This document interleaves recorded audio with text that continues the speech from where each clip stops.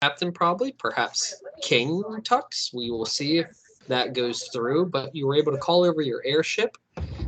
This 7-deck, large propeller, arcane-based air travel device that lands, picks you up with the Griffin Riders and the Blood Mages, and you set off for Wizerton. Most of the week is fine. You go through 7 days without any issue. And on that night, you are approached by Orcus himself in a dream state of some sort. And he has a conversation with you and offers you a chance to deviate from your current path and join him and trade for tremendous power. The ability to rule over each of the continents on your own. Not enticed whatsoever, you attack Orcus, seemingly unfazed. You definitely hit him. He was there. It did damage. You saw the effects of your attacks on him. But this being a demon lord, not so much so that he even cared. For your insolence, he sent out 3 of his generals to interact with you. And as they emerged from this darkness and the ground fell away, you were left standing on a small pedestal in this blackness with other platforms around you that are somewhat close, somewhat far in some cases. And this large centaur abyssal creature with this serrated barbed tail and large horns appears behind the group. A shadowy figure and just wisps of cloth and shadow just kind of swirling to make out a humanoid shape, and calling out to help to you, calling out to help to you. It's in there somewhere. And then tears just streaming down his face constantly. You can see he's in anguish of some kind. And most prominently emerging from the darkness with his 8 eye stalks glazed over, an undead zombie beholder moves forward in a similar structure as the Orcus himself, covered in this coagulated blood that just kind of drips off. You see the skin slagged off. You can see underneath the muscle structure, and when he opens his mouth, blood drips from it. And that is where we left off. And Ex Nobis, please. I have one quick question. Roll initiative. That was asking for help. Yeah. Is this similar in appearance to... It's not Caliphas. No. The hooded things that attacked us when we were out in the field? Oh, no, not at all. Those were corporeal beings. Those were abyssal creatures that were very much there. This is more of just almost like a smoke-like appearance, but every once in a while it'll have this like wisp of cloth. I sent you the picture of it, I believe. The other things that you saw had these really elongated mouths and these black eyes for holes, like just completely different in appearance. They were much shorter. They were only maybe about 5 feet tall. This thing that's floating is about 6.5 feet. Okay. So what I would like to do as my free action that you were giving us, like when they were getting closer. Yep. Because I think the other 2 here have already stated what they wanted to do. Yep. Advar cast Summon Air Elemental or Conjure Air Elemental, which appears right beside the zombie beholder. Amora, you casted Mirror Image. Can you actually explain to me again how many of those appear next to you? You get 3. So it's 3 illusionary duplicates of yourself will appear in your space until the spell ends, which is 1 minute. Each time a creature targets you with an attack during the spell's duration, roll a d20, and then but the duplicate's AC is 10 plus, so the DC is 14 for the duplicates. Okay. All right, Barrow, what would you like to do? I am going to unsheathe the Sword of the King Mm-hmm. as I am climbing onto Scythe and I'm going to hold it aloft and say, "Let's do this, guys." And I'm going to I was I'm waiting going to for activate the first ability, and everybody in the group gets 10 temporary hit points. Very good.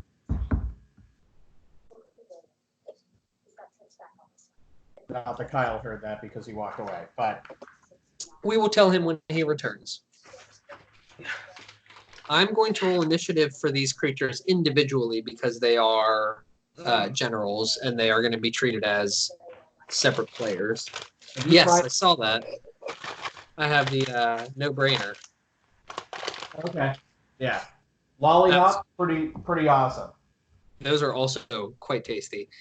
I I like the buffalo blue pretzels.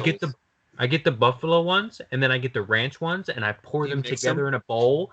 Yes. Smart. so I have a question. I know how to be a fat kid. Mm.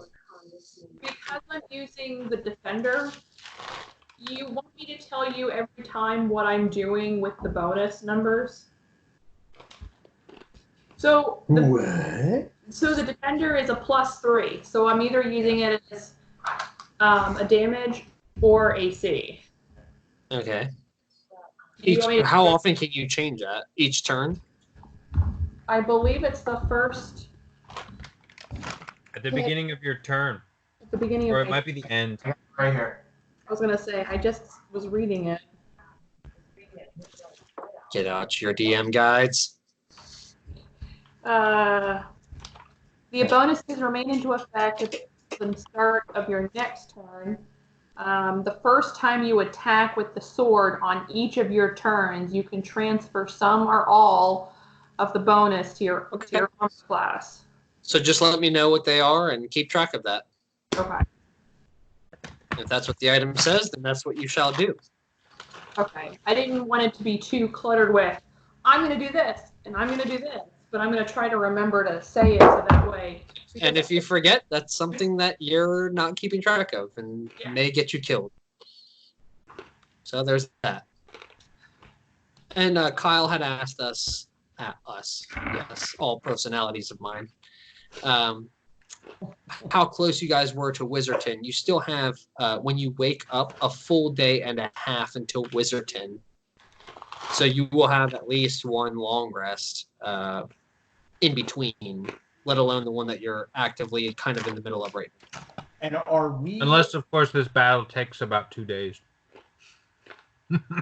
Are we aware of that? Like, do we still, at this point, in this space, have memory of everything that's happened, where we're going, what's, like where we're supposed to be, all of that? Okay. Yep. You know that you went to sleep and you woke up with all of your stuff. And you're like, oh. You All right. with you too, right? You have Titan. Yes.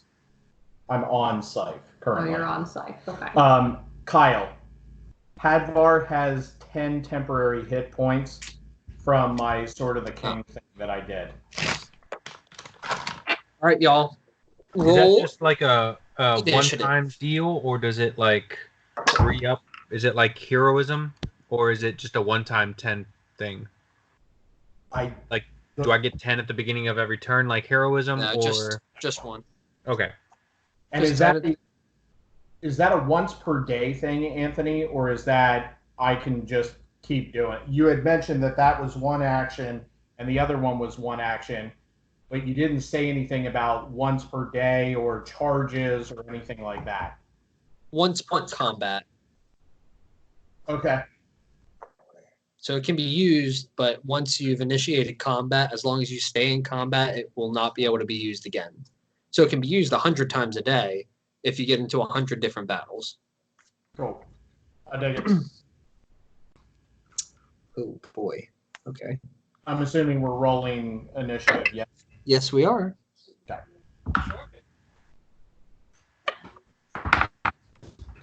Sorry, I needed a drink. I got a 3. You didn't even. I'm probably going last. Maybe not. You would think that. Hey, can you remind me again how DM inspiration works for you? I forget. It's a 1d20 on any d20 roll that you've already had. So if you roll with initiative, if you roll something with advantage and you still don't like the 2 that you rolled, my inspiration can still be thrown in as a third d20 to see if you can get higher. Okay. Or if you roll with disadvantage, you can use my DM inspiration to almost sort of negate that and say, I'm going to roll a third time and see if I can get higher than that lower die. Okay, so your DM die is always... It's a trump card. Okay. It's a trump card on any d20 roll. Gotcha. Okay. Good to know. Okay. I'm going to pick a dice. 20 to 25. Awesome. 15 to 20. I have 18. Okay.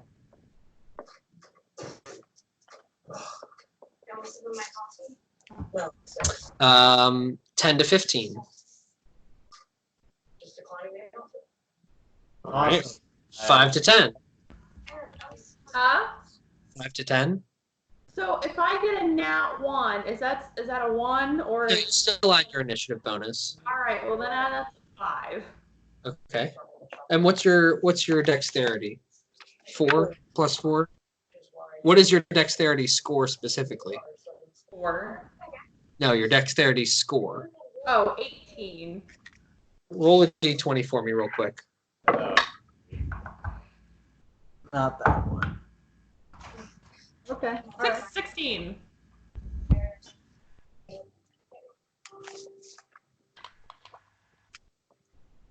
And Kyle, what'd you get? I got a 3. This worked out quite well, actually. So, first in the order, Barrow, what would you like to do? You are on Titan, and you have your sword unsheathed. The picture I sent you is more or less accurate. I will send you another picture if you want me to, but it is darn close to what it was in the picture. Where does my phone go?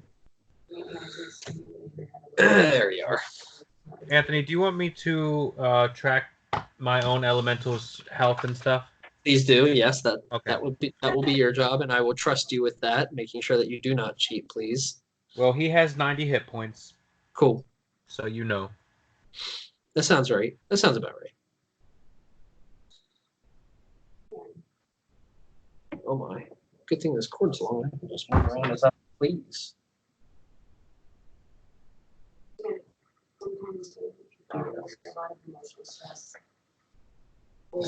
There you be.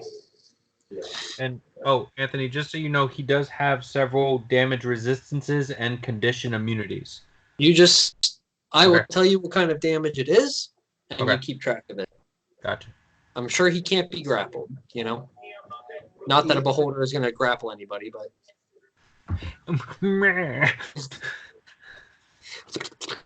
My grapple ray, man. A grapple ray? Ugh. So, Who is the guy next to the beholder? That's his air elemental. I don't know what this would be tied to. It's an interesting way to start a sentence. Yeah. So the reason that I asked if this felt very similar to the Segura dream is because I think, having gone through that, Barrow would possibly think that this is yet another dream like that. Okay. Is there some sort of thing where if he was like, this isn't real, I don't think this is real, wake up. Is there something that I would be, that you would have me roll for or anything like that, Like to an see if it intelligence is check, almost like to see if sort you're of- an illusion. Right. Yeah. It would be an action for you to do so, if you want to take your action to do that. Yeah, I'm gonna do that. Okay. Roll an intelligence check. It would just be if you have a bonus in Arcana, you can do that. If you don't, then it's just intelligence. I really, for a second, thought you put ketchup on that, and I was like, yo, what the fuck? Hi, Cass. I can. Mm. I mean, a cheesecake. A cheesecake. Yeah. Have fun. Thanks. I bet that goes well with your garlic pretzels. Yeah, I The got garlic pretzels, chocolate cherry cheesecake, and coconut pineapple juice. Yeah, Yum. my tongue is on a smorgasbord of flavors today. So your DM inspiration, that allows me to roll another d20, you said, yes? It's a trump card. You can roll a d20 anytime you've rolled a d20 for another shot at a higher number. Yeah, I'm going to do that.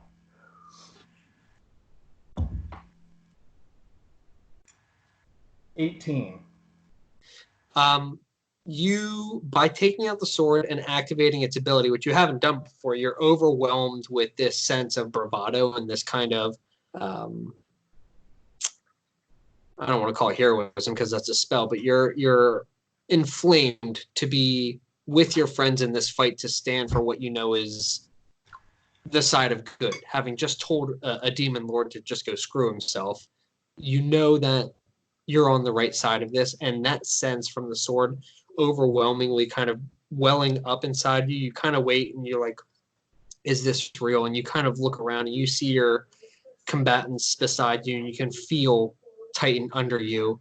And you have the understanding that, yes, this is not a dream sequence in any capacity. This is something otherworldly. There's larger magics at play here. Okay. Did you say otherworldly? I did. Huh. Okay.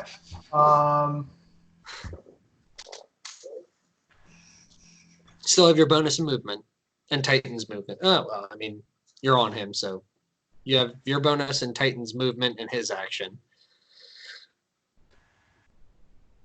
Okay.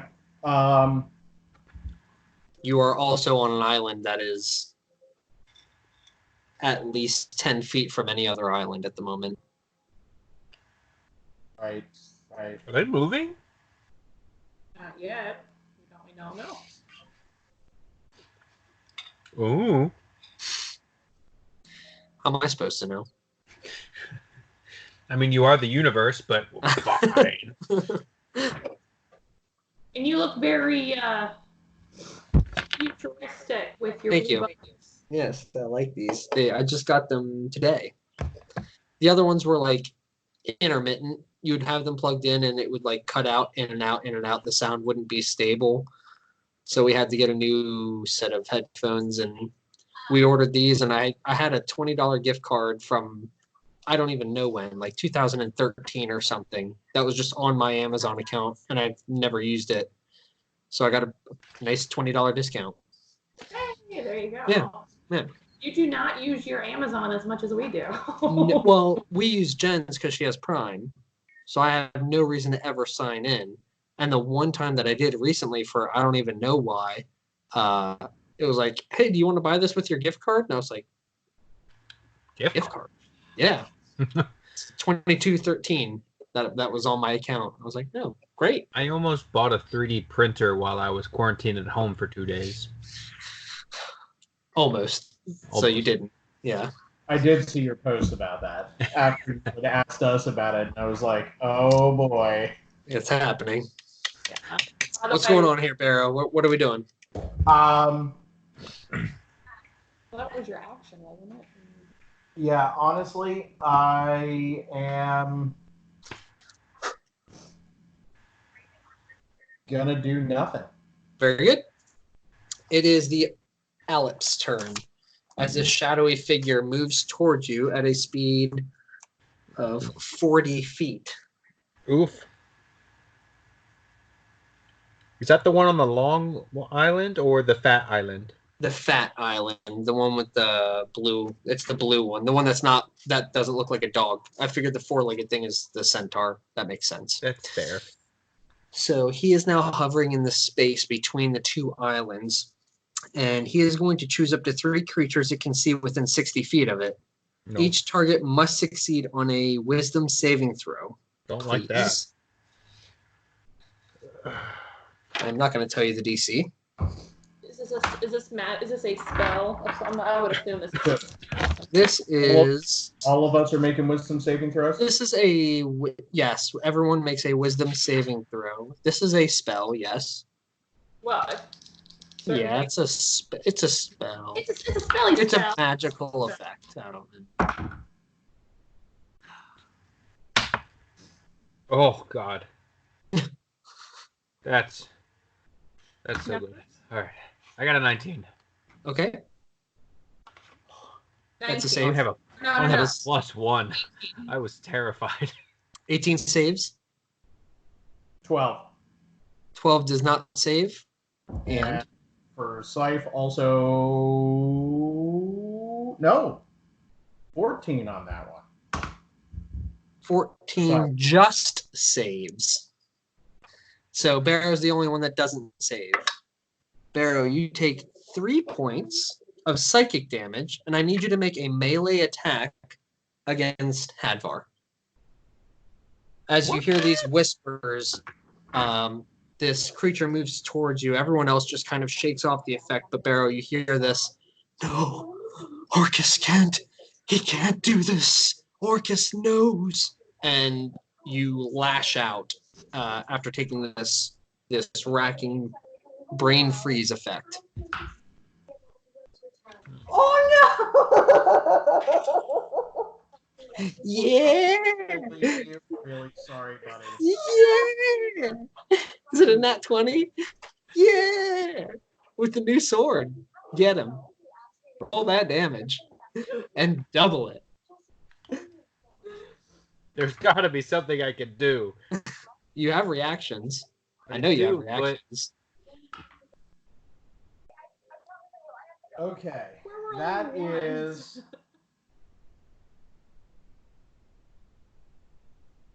Shit, there's the whole wait.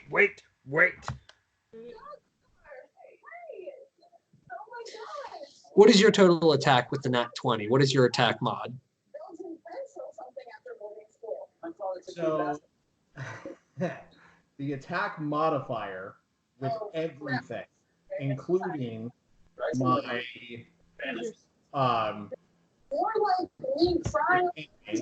because he's Including what? Oh, yeah, preferred yes. because Yep. he's a humanoid, is a plus 14. So that's 34 to hit. 36 damage was total if I'm doubling what I rolled. Okay. Can't do anything? So Hadvar, you feel this intrusion. You hear this creature as it's like floating towards you. No, help! And it's coming up to you, and you feel this slice across your left shoulder as you look over and see Beryl on top of Titan just finish and blood splatter on his new sword. So that is the Alip's turn. You said I'm 36? 36. Yep. Sorry. Well, at least I had that 10 extra hit points. Amora, what would you like to do? Oh. I was totally not expecting that.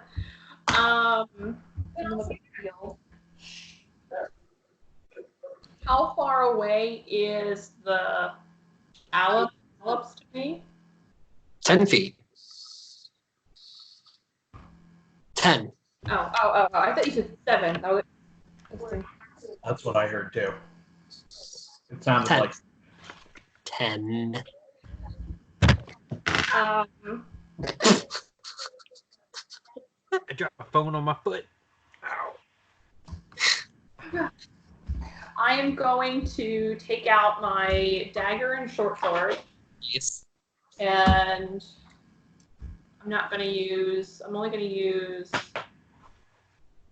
I'm not going to use the bonus. I'm going to add it to my AC. That's what I'm going to do. Okay. Oh, but I'm going to cast Booming Blade on it. It's 10 feet away from you. Well, I'm going to go up 5. You will fall off the island. Not trying to do that. Okay. Not doing that. I sent you the picture, right? Yes, but I was thinking So if he was in, like, if I were, you said he was in between. Yep, he's one space off of his own island, which leaves another space, and then your island, which where you are on it is 10 feet away. Okay, I misunderstood. So I am just going to cast Firebolt. Okay. As an action, go ahead and do that.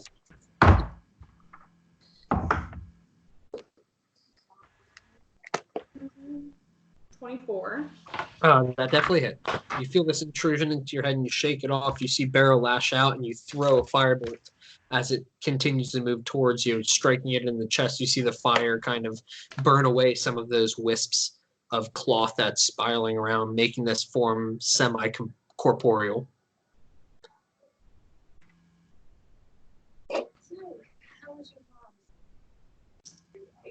Well,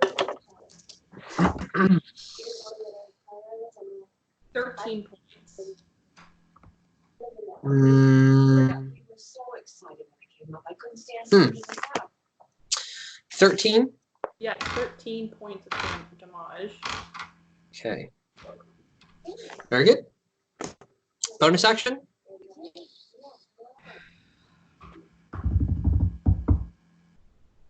Movement? No, that stinking island.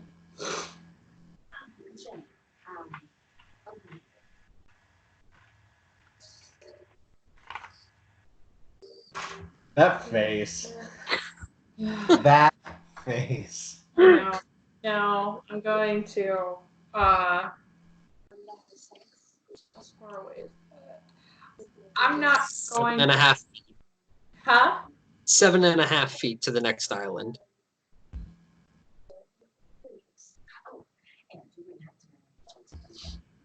I'm not going to risk that right now. I will stay put. Okay. It is the Armanite's turn. The centaur creature with the barbed tail comes storming down this island at a speed of 60 feet. 5, 25, 30, 35, 40, 45, 50. What's his range?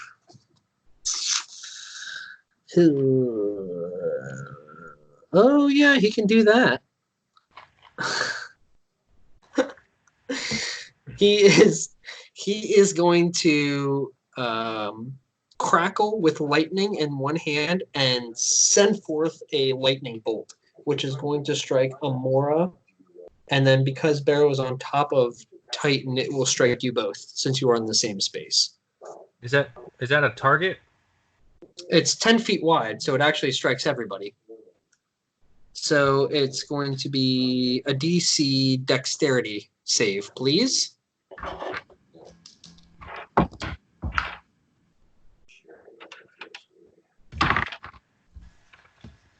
Alright, well, I'm going to make a DC save.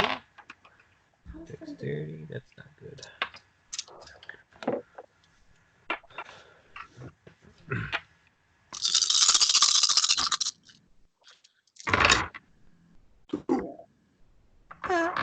Yeah, that's pretty good.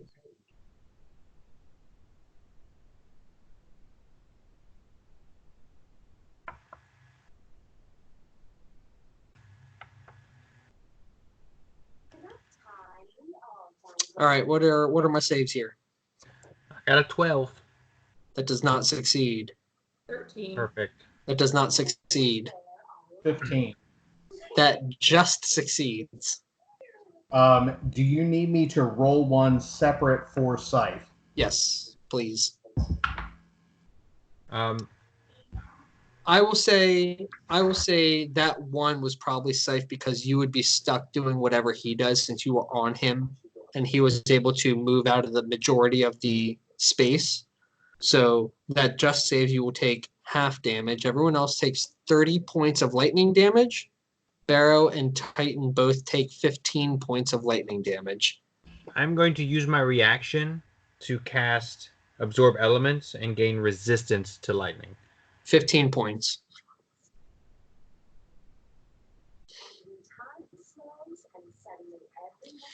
And that will be his turn. Hadvar and your elemental. All right. Well, first things first. Elemental is going to swing in on Beholder. And when you say swing in, you mean just attack? Yeah. Okay. He's going to attack. He's going to make 2 slam attacks. He's a +8 to hit. Oh, not bad. That's not good. 12. That does not hit. Didn't think so. He's going to make his second attack. That's better. That's a 21. 21 hits. Go ahead and roll that damage. That is 2d8 plus 5 bludgeoning damage. And that is 17 bludgeoning. And then he is going to move into its space. And he does so. He moves into the space. Schlump. If I'm reading this correctly, I think he has to use his action to do the effect. But as it stands right now, read it for me, please. It's under the action section, so I'm not even going to do it right now because he already used his action. To move into a space, it's an action? No, his effect while in the space. Can you just read it for me anyway? Each creature in the elemental space must make a DC 13 strength saving throw. On a failure, the target takes 15 3d8 plus 2 bludgeoning damage and is flung up to 20 feet away from the elemental in a random direction and knocked prone. If a thrown creature target strikes an object, such as a wall or floor, the target takes 3 1d6 bludgeoning damage for every 10 feet it was thrown. If the target is thrown at another creature, that creature must succeed on a dexterity 13, blah, blah, blah. Okay. Yeah, and then if it's successful, it's not flung away or knocked prone. I mean, it enters the space. I don't see why that would not take effect. Or is it? Okay. I guess because that's. It has a recharge on it, so I'm assuming it has to be an action. All right, so that is an action. Yes, if it has a recharge D6 modifier or whatever it is, then yeah, that would be an action for it to use that. All right, so that's your elemental's turn. All right, I'm going to use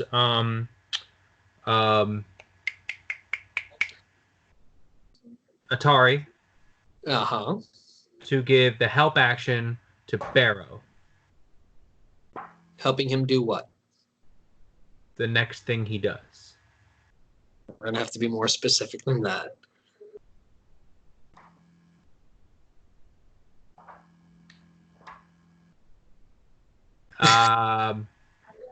Okay, I don't know. Well, in that case, Atari moves over to Barrow and see if he can't be of any assistance. I'm going to use my bonus action to cast Hex, targeting the Beholder.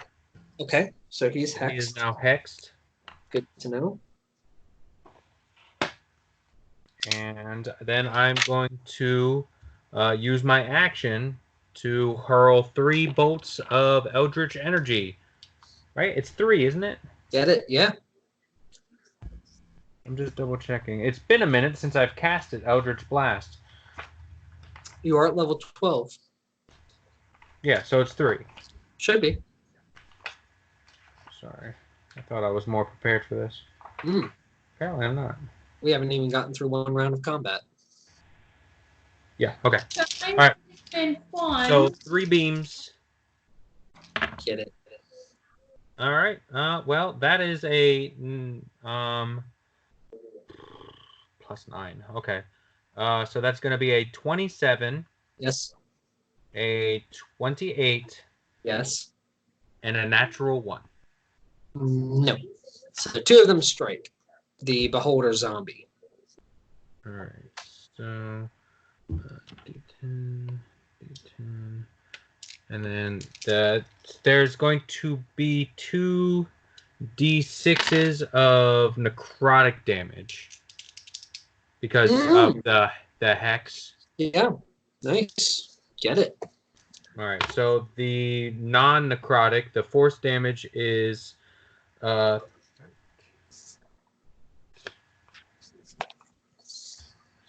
right. So that's going to be 19 force damage, Okay.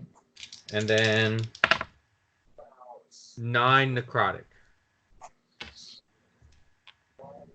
Nice. Good stuff. You send 3 Eldritch Blasts out, and they arc through the air.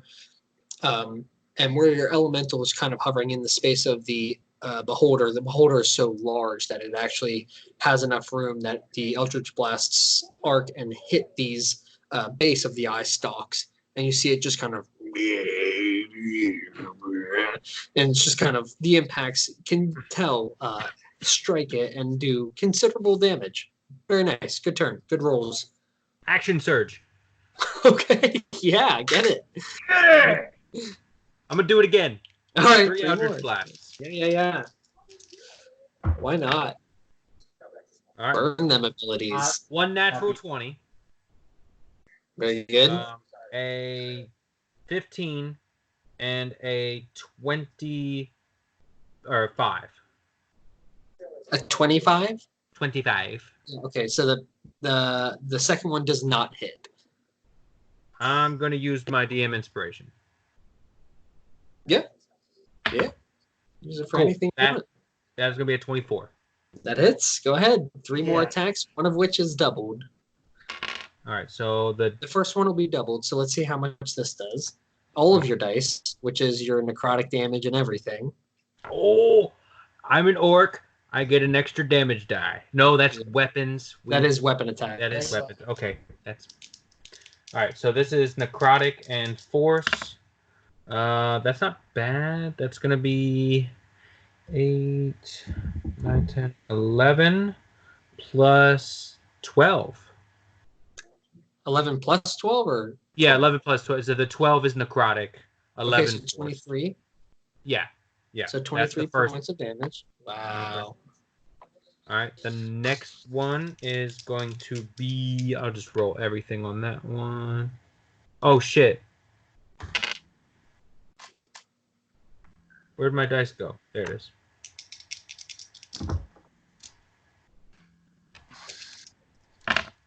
All right, and then the remainder damage is going to be 26 more damage, 10 of which is necrotic. 26? Yes. Right? Wait. Shoot, I'm sorry. I'm really bad at math. Yeah, 26. Sorry, 26. Okay. All right. Wow. You send 3 more Eldritch Blasts, and you see one of them strike him center in the glazed over eye that looks like it's not even able to see anything anyway, but you hear him go, this loud scream as it kind of roils back, almost spinning end over end and rolling back forward. You can see pus coming out of the singular eye in the middle of the head. Looks hurt. Hurt. Pussy eyes. That's nasty. It is undead, so. It is the Beholder's turn. Gross. And he has to, because I choose to do it this way, is going to roll to see who he's even going to try and attack. Very good. And I need Amora. Please roll a dexterity saving throw, please.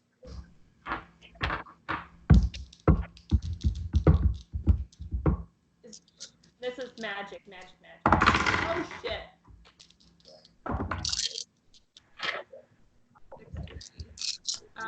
16. 16 is a success.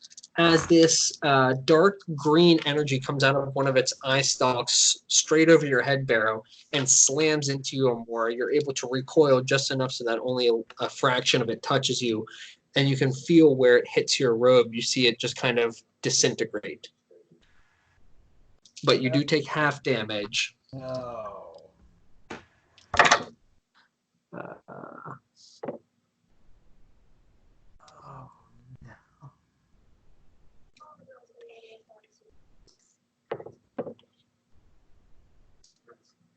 39 points of damage, so 19 points of what kind of damage? Force damage. 19 points of force damage as the ray strikes your arm. And then it will bite the elemental in its space, which is piercing damage, Kyle, if it hits. Okay. It will make a melee weapon attack against him. That is going to be he has resistance to piercing. That's a 9 to hit. A 9 to hit? Yeah. Does not hit. 15. No, he just goes and he just kind of like bites around in the space trying to get the air elemental, and it just looks like he's trying to like bite his own ear. A little bit. I like to think that he's not even biting that quickly. It's like a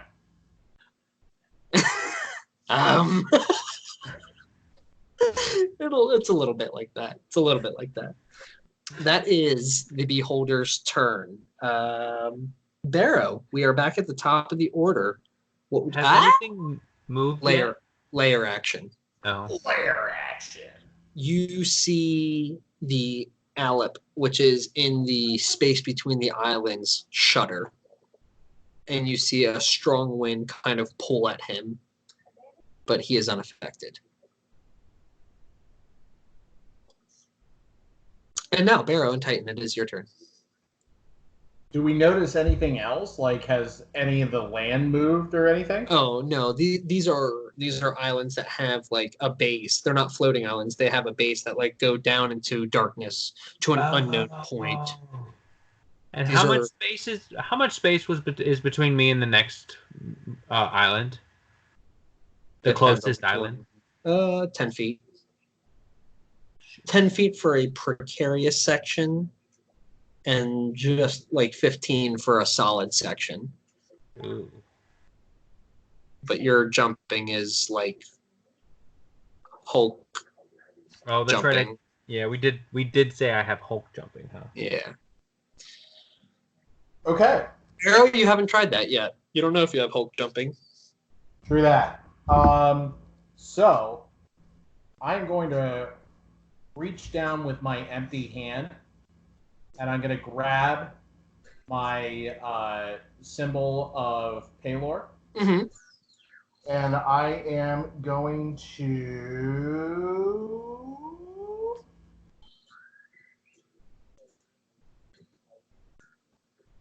Am I going to do that? That was anticlimactic. I need answers. Yeah. I need decisions. I am going to cast Bless on the entire... So Are you using the sword, or are you using Bless? I am casting Bless because I didn't like the whole only last for one round deal. Okay. And then I am going to... That's an action or a bonus action? That is an action. Now you get to choose 3 targets, if I'm not mistaken. There are 4 of you here. Then I will do it on... Up to 3. Yeah. I will do it on... What's just the 3 of us? The 3 of correct? us. Yeah. And you're I'm an going to elemental. exclude Scythe. Okay. Let me mark that down. Bless. Bless. Bless. I got bless. I'm going to bonus action. But you do. Yes, I I got this. I just thought it'd be funny if you heard me say it. I'm going Sorry, to bonus what? action. Okay. Cast Sanctuary Mm. on site. Interesting. Oh, I like that. I like the contrast. Sanctuary. Yeah, I got it. And I'm going to action surge. Hey. Hey, got two of those. To reach down, grab one of my beads of force, Oh, okay. and I'm going to throw it over. Point of order here. How big are each of these creatures? The zombie beholder is a large undead, so he covers a 10-foot space. Okay. The Olip, I think, is just a medium undead. And the Armonite is a large fiend, so he covers another 10-foot space. So the centaur is a centaur. I mean, it's like a horse. It covers the same space that a horse would, plus the body of a human, or in this case, a fiend. The beholder is just this large floating mass with the eye and the mouth, and the eye stalks 10 by 10, we'll call it. Pretty huge. The Alep, the floating specter looking guy, humanoid, just regular old size humanoid, but also undead. Okay. How far away is the Aleph? From you and Scythe, 10, 15. I never really decided if you jumped on his back in his space or if he like went under you into your space. I would assume you would have jumped onto him. You can move. He'll be 10 feet. Scythe can move on this island so that you're 10 feet away. Yeah, that's funny. I'm going to throw the bead of force at the Aleph. You can attack.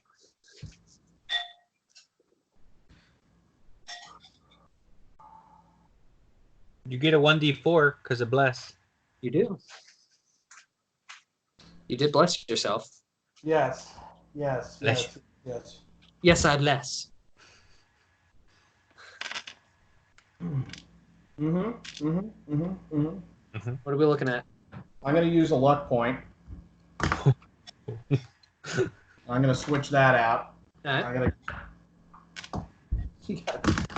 I'm going to use another luck point. Ouch. Yep. Okay. That is 19. 19 hits? Okay. Sorry. The other two were not going to get that shit done. I knew it. You don't know that. So,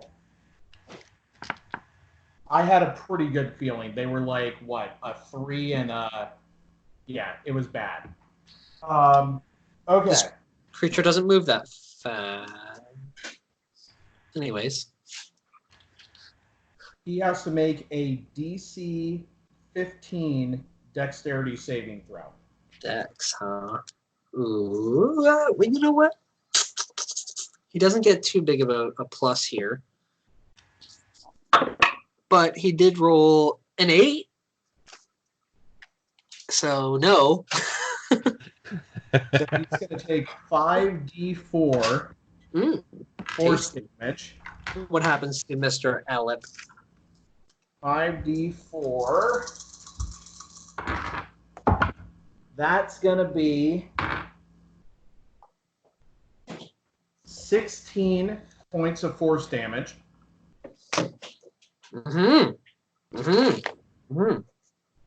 And he is then enveloped in a translucent field of force energy, and literally nothing can pass through it except for air. Breathable air. He's in a bubble. He's in a bubble. He's in a bubble. He is able to push against that bubble and move it up to half of his movement speed. Okay.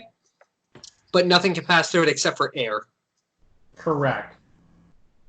No spells, no attacks, no nothing.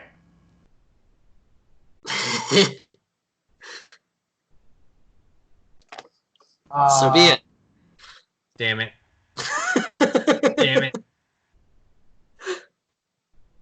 And then Damn it! I am going. It does say breathable air, Anthony. Breathable air. Yes, that it does specify. As opposed to the not breathable air. Yeah. Okay. There's non-breathable I air think on Mars. there was probably somebody that was like, "Oh, well, if in this bubble long enough, they'll suffocate." No, air can pass through. Well, blah blah blah blah blah blah blah. Okay, breathable Well, I air think can also pass like through. poison, because Gas wouldn't Yeah. be able to go through it. No, like that. Like if someone casts cloud kill, you can almost throw it on yourself, take the force damage, and just be like, "Okay, I'm safe at least."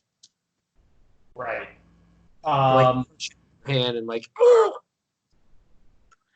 I am Okay. going to dismount Scythe,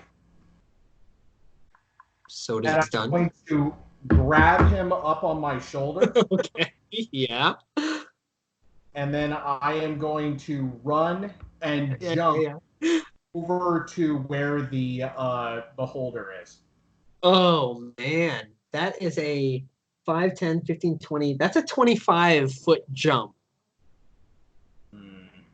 That's maybe that not would be, jump to that. That would be intense though if it works. You, but not Scythe. Because you have like the strength thing. What is? I forget what a running jump is. Well, You need 10 feet. He has it. Okay. He just has 10 feet of movement to be able to run and jump. 22. Yeah. I don't have my PH. I have too many books out for all of these monsters, so you're gonna have to help me out here. 22. When you make a long jump, you cover a number of feet up to your strength score. If you move at least 10 feet on foot immediately before jump, when you make a standing long jump, you only leave half that much. Either way, each foot you clear in the jump costs a foot of movement. Okay. Okay. So you have, what is your strength score with the belt? 27. Now you are carrying Scythe, so I would at least like you to make an athletics check with your 27 strength.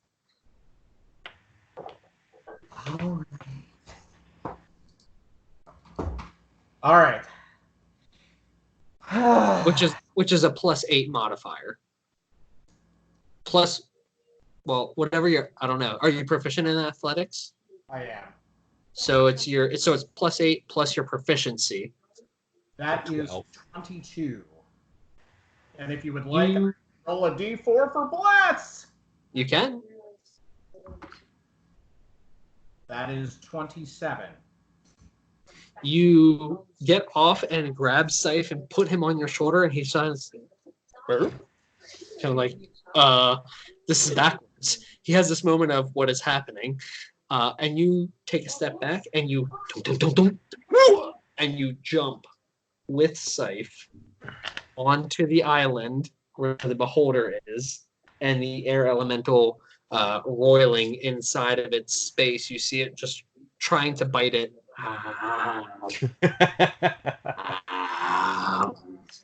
And unsuccessfully doing so, but you are on that island. That is your movement or your action, I guess. Something. It's something. What have you done so far? That was I still have a bonus action, but That was a part of your action search, right? Yeah, he action was searched my to action. throw the bead. The and bead. then move. I'm gonna say your turn's done. yeah, Don't I you- threw the bead. I technically would have a bonus action, but there's nothing I can do with it. That's fine. I'm gonna say that's enough for Barrow. It is the Alex turn. And he is going to start crying louder and louder. I'm not going to do it because Jen is sitting behind me, but you hear him start to scream about he knows about Orcus. He knows about the undead. He knows about control. He knows. Something that he's trying to get out. You feel like he's almost trapped with this knowledge, and he's trying to just release it. And as he howls this babble, I need every creature within 30 feet that can hear it to make a wisdom saving throw. That is going to be everyone. Is it a spell? It's him yelling. It's an ability of his. It is not a spell that he is casting. It is an ability of his. Does sound go through that though? I would assume so. Hold on. I'll make my ability check either way, but What is it? A wisdom? well, Wisdom, yes. here's hoping sound doesn't permeate it because I'm sure I failed. I'm sorry, that wasn't.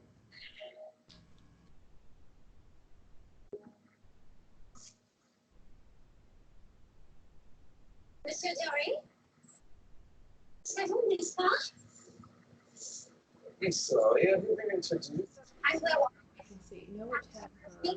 I submitted a charter application for NYU. So this is what it says. It says no attack or other effect can pass through it.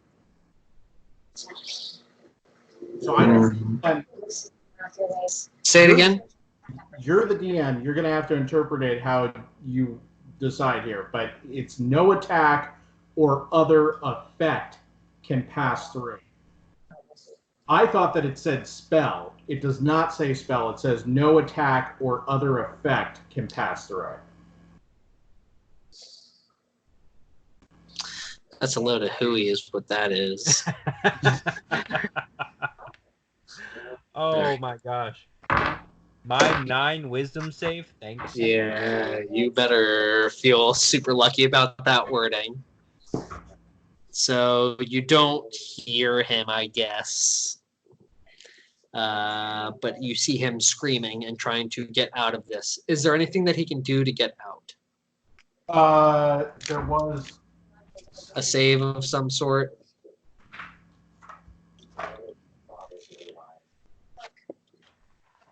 It's a beat of force, right?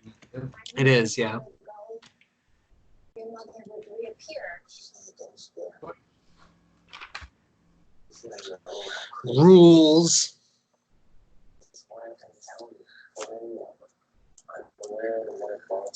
Boy, was that a big save for you guys. an enclosed creature can use its action to push against the sphere's wall, moving the sphere up to half the creature's walking speed. That's literally all you can do for 1 minute. And how long does it, for a minute? Correct. It only weighs 1 pound to pick up, though. That I think is Hadbar is gonna go pick it up. The Olive moves away from the group. Yeah. Onto its island. Return to sender, Orcus. Oh, but he can only move. He can only move half his speed, right? correct. Yikes. Well, that's his turn. Hadvar just picks it up. Amora, you ready with that staff? Batter up. I just see him slam dunking it off the side of the island, just going, and just like plummeting it down into the abyss of whatever's down there. It's all of a sudden become Kingpin with what's his now I can't think of his name. All I see is the hair up, the rose, and the bowling movie. Oh, Bill Murray. Bill Murray. All right, Amora, it is your turn. Spider-Man Kingpin, and I was like, what? That's. No. I was thinking of Punisher, Spider-Man, Daredevil, Kingpin. I am going to step back, and I'm going to make a running start with a misty step towards the centaur. Oh. You have plenty of movement. Where amongst the centaur do you want to be? So I want to eventually I want to try to get around him so that I'm in front of he's between me and the beholder. You will have Barrow and Titan in between you as well.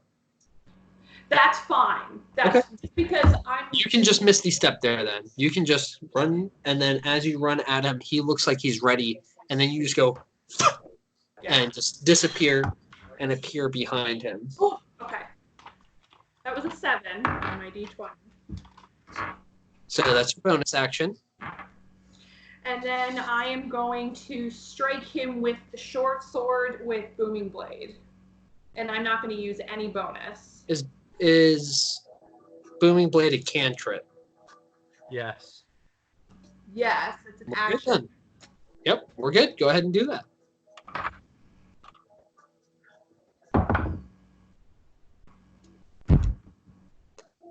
Well, that would be. Oh wait, I have a D4. I don't know if that's gonna work. What was this for? Strike the. Can you hear that? Yeah. I'm striking the centaur with my. Can they hear that? They're probably being polite and not saying anything. I hear loud panting behind me on the TV. I didn't know what she was Are watching. you sure your headphones are working? Are you sure they block any noise? I can hear them. That's really loud. It's not loud. I hear and this You Yeah, what was really funny was last week you were watching, or she was watching it behind you, but your head was off to the side, so I could see what so was you can going actually on. see what she's doing. And it's like a half-naked guy with some girl laying her head in his lap, and I was like, "What is she watching?" What are you watching? Gossip Girl. Yeah. Gossip Girl. Gossip Girl now. It might have been Mad Men last time. I'm gonna say that doesn't hit. That's an 11. It does not. So you strike out with your booming blade, and the tail actually hits your wrist as he hears you behind him, and he whips around at incredible speed. He knows you're there. All right, that is going to be your turn. It is now his turn, and he turns on you. And he will take 3 attacks. Boop. Now, you still have your I do. thingy up, so you're going to have to tell me what happens when I attack you, but blah, blah, blah. He will make an attack with his hooves, his claws, and then his serrated tail. Actually, first he's going to see if he gets his lightning lance back. He does not. All right, first attack with the hooves is going to be 17 to hit. Oh wait, I have to roll. That does not hit the duplicate, but it does not hit me either. Oh, just misses. Wait, I thought that Wow. that's really good. Oh wait, Yeah. never mind. It hits the Never mind. duplicate, It just right? it takes out one of the it takes out one of the duplicates. Very good. I misunderstood. No. That's what I thought. All right. His claws now, so he reared up and slammed down, and he dissipates one of your duplicates. He looks at the mirror image of you and just strikes out with his claws at another one. Wait, I may have made a mistake.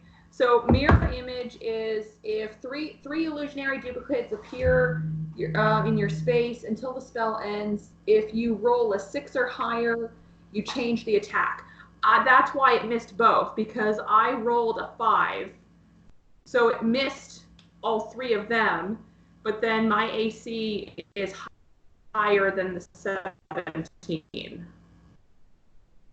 Okay. So I'll put that it is back. So even if it misses your that's okay. That's pretty good. All right, so it missed all of them. This one, however, is a 19.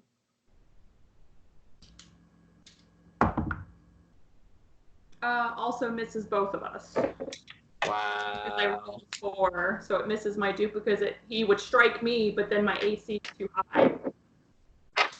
And his serrated tail is going to lash out at you. That is a natural 20, which is a total of 28. So that does hit my duplicate. Ooh. That And just for duplicate's fun. going down. Yeah, just for fun, I'm just gonna roll his damage. Oh, that's not so bad. 31 points of slashing damage as the tail strikes out and serrated edge cuts through the illusionary image, and as it pulls out, it dissipates. So even if it's a natural 20, it always hits, right? Like, so even if my AC would be higher. If your AC is higher than his natural 20, then it's not going to hit. Okay, that's. If you let's say I roll a natural 20, but my character is so bad that it only has a +1 to hit, right? And you have an AC of 22. That's. Doesn't I hit. thought a natural 20 is a critical hit. It always hits, regardless. I treat it the same way as abilities. If the number doesn't exceed the AC, it's not going to hit. Well. How rare that is, we will cross that bridge when we get to it.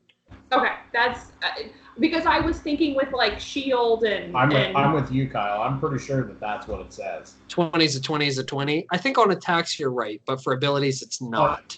Yeah, on attacks. Yeah, for abilities it's not a critical success, but for an attack. That's fair. And that's why a natural 1 will always miss regardless of your modifier. Right, because you don't add anything. Right. All right, good deal.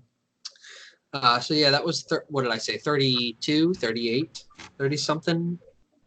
That doesn't hit you. Hanvar and your elemental. Please go. Elemental's going to wallop on the Undead Beholder. He's in his space. You're just going to take your attacks? What's that? He's in the same space. You're just going to take the attacks and just slam? Yeah, he's just going to... Okay. He's making sure that you don't want to use the ability that you asked about last time. Yeah, I don't want to risk flinging him into Barrow as he's like carrying his own... Oh, shit! And off the island they go. That would be bad. All right, so that's plus 8 to hit. So that's going to be a 24 to hit. Yeah, that hits. That's really good. 16, 17. 20 points of bludgeoning damage. 20? That's 7 plus 8 plus 5. All right, right? Stand by. I have to roll something. Uh-oh.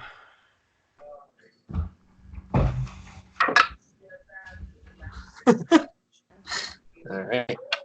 What did you oh, you attacked with the air elemental. Yep. You see the beholder kind of get struck and slammed onto the ground, and you see him stop for a second, and you see his eyelid kind of open back up and go and start to hover again. He's gonna do it again with his second go ahead. attack. Yep.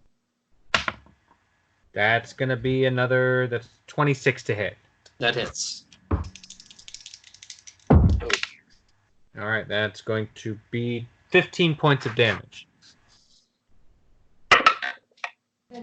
Yes. Bitch.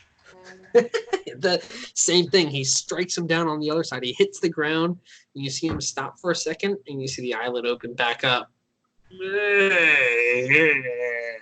as he starts hovering again. You feel like you are knocking him unconscious, but his undead he has fortitude some sort is keeping fortitude. him. Yeah. He has some sort of fortitude that maybe some undead might have. Yes. All right. Well, in that case, I'm going to send an Eldritch Blast. Uno or all three? One at a time. Okay. 20. Oh no, that's going to be like 27. Yes, that hits. Oh boy, how long can I keep this up? And he's still hex, so there's that. Perfect. That is 10. That's going to be fantastic. That's 17 points. Oh dear. He gets struck, and you see him about to hit the ground, and he goes, Bullshit.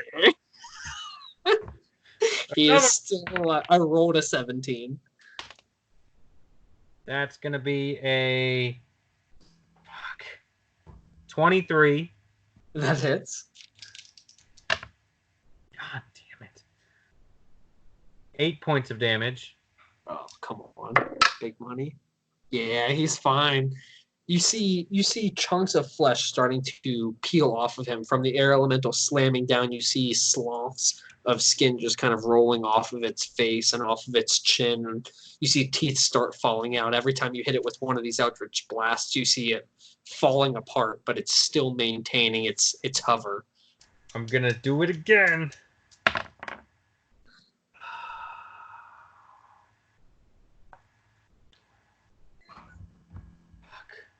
21. That hits. Come on, Advar. Oh! 17?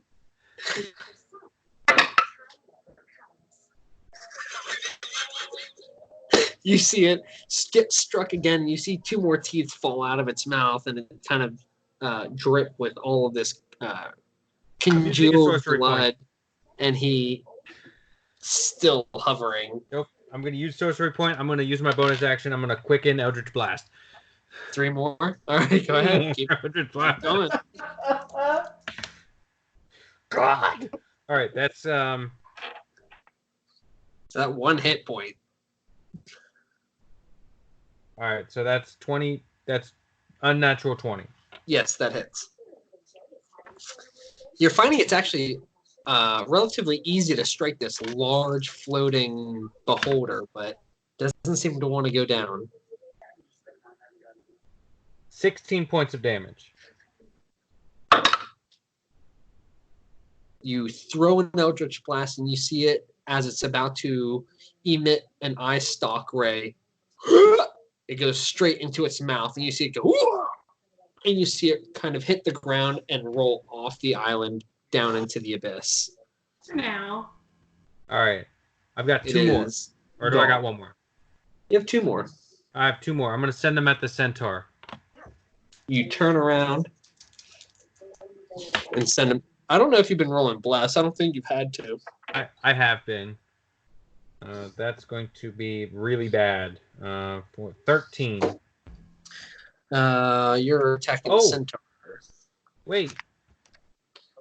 Did I add my +2 to this already? So 4, 7. Yeah, okay, yeah, I did. Okay, never mind. So yeah, that's 3, 4. Yeah, 13. You see it whiz over him and almost hit a Mora. As you have 1 Eldritch Blast left, you throw it. Well, I'm going to actually use my. I have a once per rest 2d4 on a missed attack. Oh. So +4 to that. And it was 13? Yeah, so 17. Yes, that hits. Lit. Wow. It's a good ability. Yeah, I like that. Where did that come from? Anthony, when you I just have it written down here. I will look to see where that came from. 2d4 on a missed attack once per rest. All right. All right, so that's going to be 9. Oh, wait.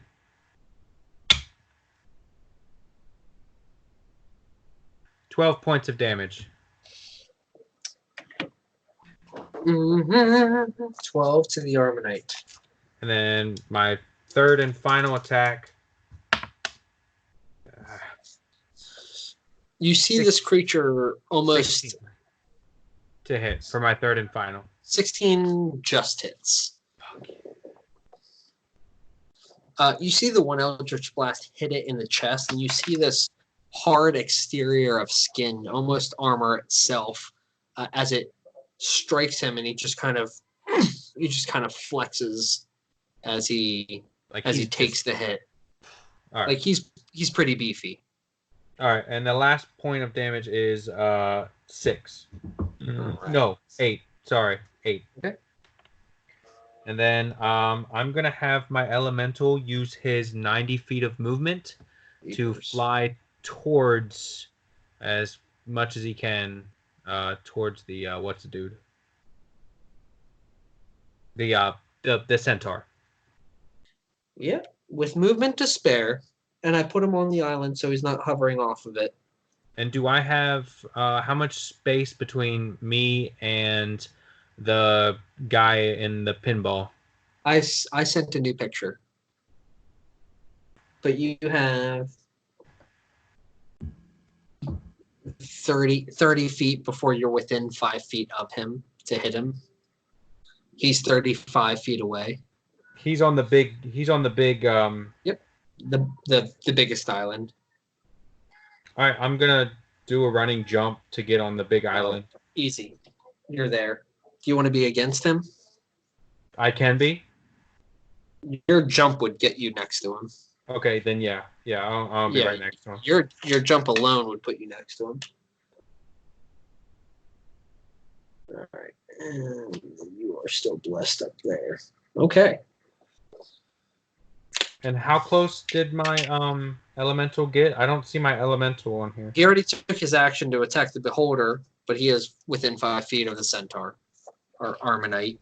Yeah. Okay. Demon. Okay. All right. That's my turn. Good turn. The beholder is dead. Layer action has no effect. Barrow and Titan. You place Titan down on the ground and you turn to see your adversaries. I am going to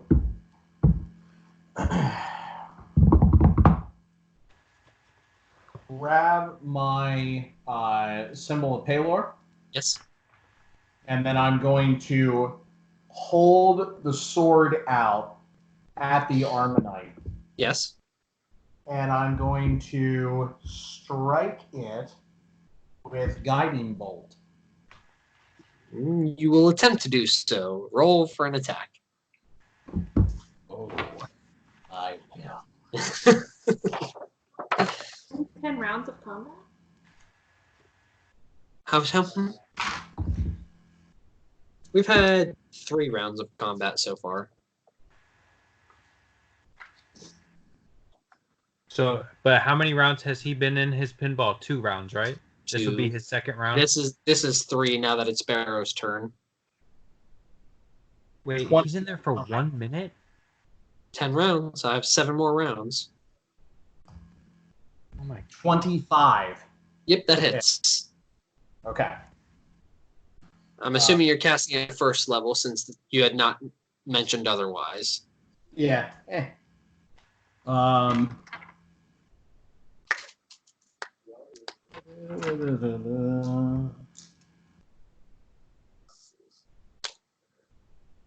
Where's my other piece? Oh, that's okay. Hold on.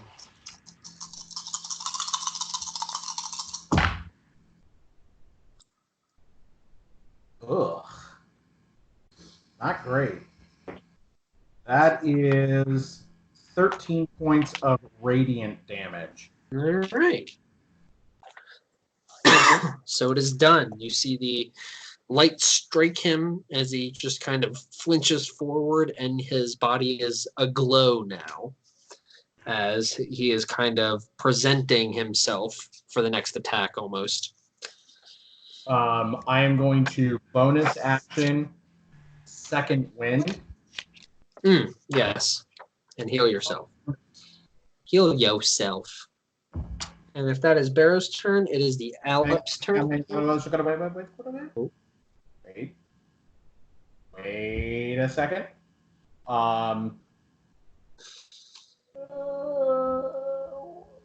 Sorry, I'm doing math quick in my head. And then I am going to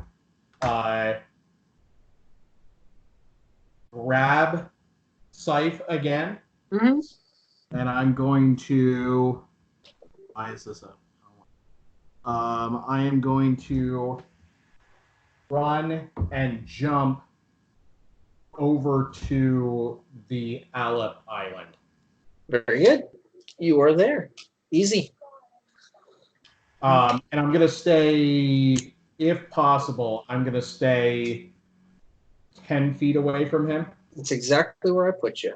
Cool. And then I'm going to put the Scythe down. Yep. Easy enough. It is now the Alp's turn. He howls in anger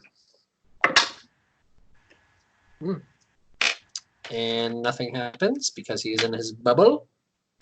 Amora, it is your turn. You are 5 feet from this Armonite, and you have an air elemental helping you, and you have 2 more images of yourself left. I am going to quicken Booming Blade. Okay. Is a bonus action. And then I'm going to strike with the short sword and the dagger. Go for it. Make 2 attacks, yeah. Okay. I love it. And I'm not using any bonus for my short sword. I'm using all of my AC, so 16 Okay. 8. Yeah, that hits. 24. Yeah, it hits. And then 24 again. Both of them hit with the booming blade active. Okay. So it's Roll your damage. all right. Get him real good. You're gonna have to do math on this. I am standing by for mathing. All right. Okay. 6.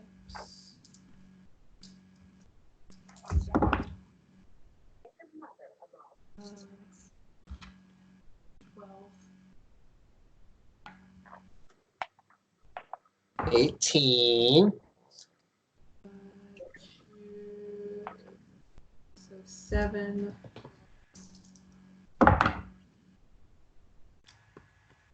Wait. 47, 12, 18, No. 21. Because it does Nine, initial damage. Okay. Yep. You're good. Sorry. 7, 8, 9, so 11. Okay. So we've got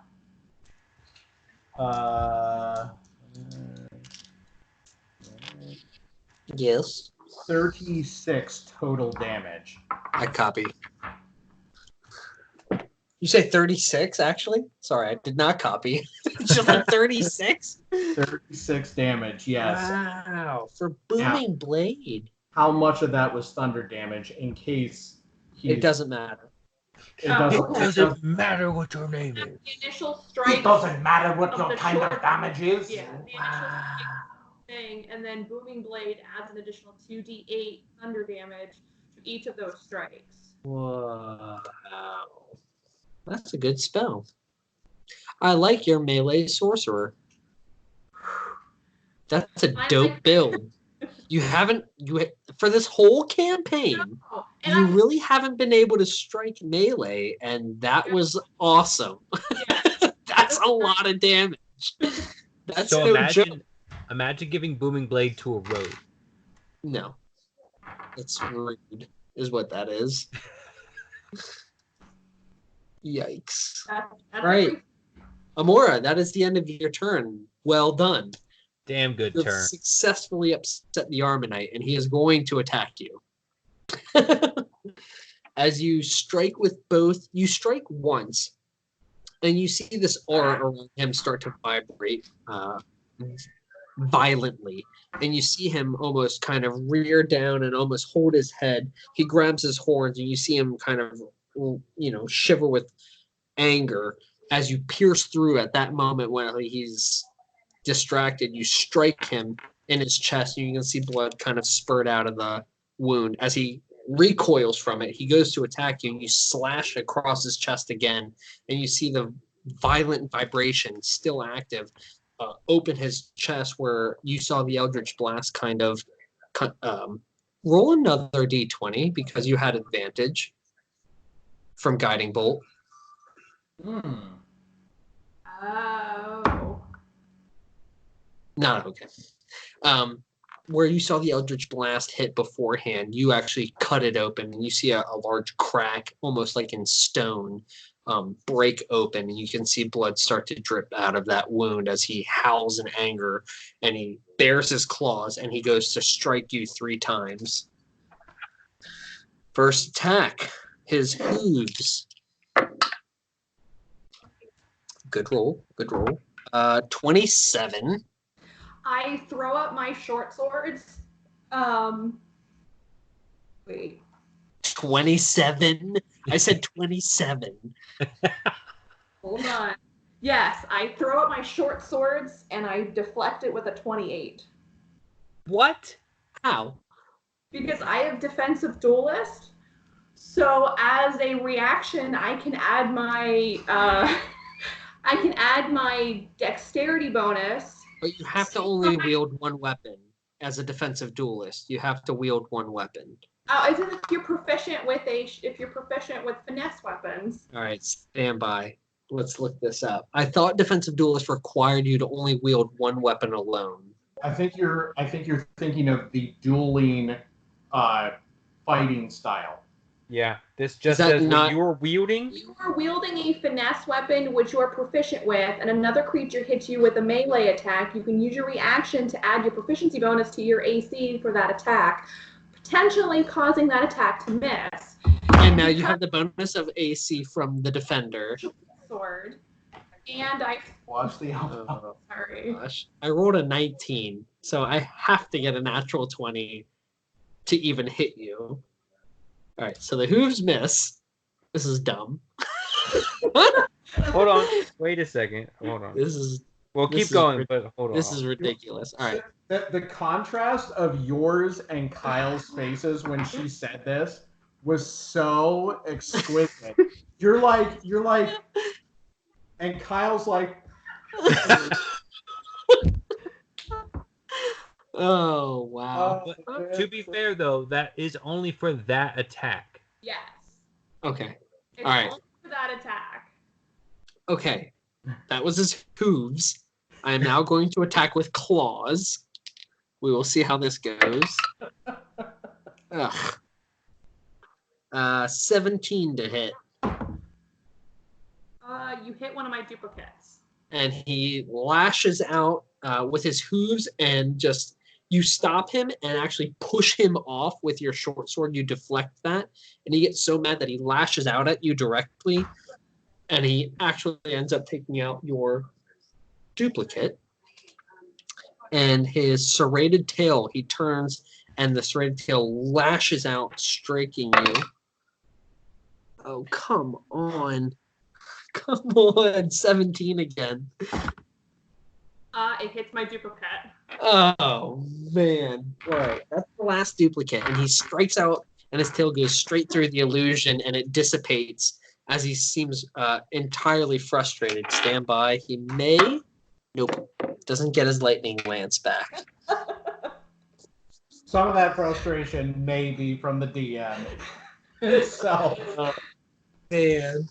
This was supposed to knock two of you out, and you guys have... All right, this final fight is going to be a doozy. That's a lot. Yeah. Hadvar, it's your turn. All right, so I'm gonna use my my elemental's turn to wail on this dude.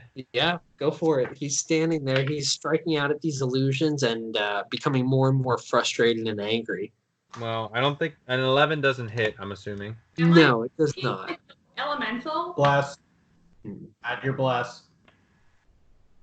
The elemental is not blessed. Yeah, I was gonna say the Oh, elemental's not okay. blessed. Sorry. 15.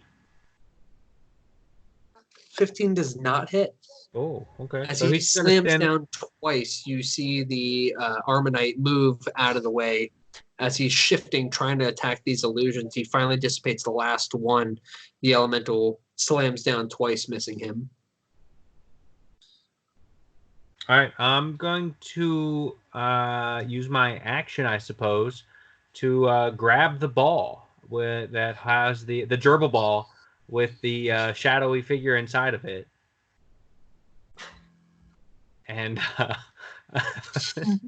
can't think of a reason not to allow you. That's awful. Okay, so you grab it. I'm gonna walk over to the edge. Alright, so you grab it, and half speed, you go 5'10". It gets you to the edge. You have the ball in your hands. You see this all up pushing. You can almost see the words that his mouth is making, saying, "Wait, wait, Orcus." And As with every fiber in my body, Slam down into the abyss. And down he goes. Roll a strength check, I guess. Perfect. Woof. Natural 20. No. No. Oh, come on, Kyle. But since it's an ability it's an ability check, check.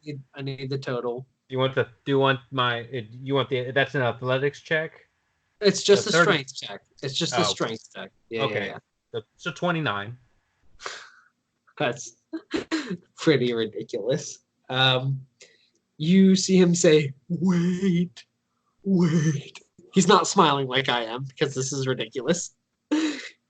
Tears streaming down his face. I might actually have some if you look close enough.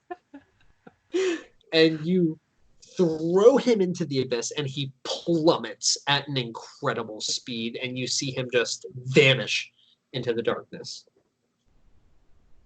Permission to return to center. That is your action and movement. Okay, sorry. And I'll use my bonus action on my subsequent turn to move my hex spell to the centaur. Yeah, you can do that. And he's hexed. I'd like to hex his dexterity in case he tries to make an ability check using dexterity. And that would be a disadvantage then, correct? Yes. Wow. Layer action. Barrow and Titan.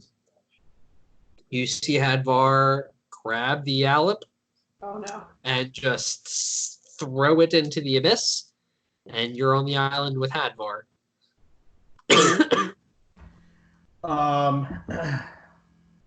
I guess I'm going to grab Scythe again, look at Hadvar and go, I don't know. And I'm just going to run over and jump over to what's his face. 15, 20, 25, jump. And how far can you jump? 27 plus something.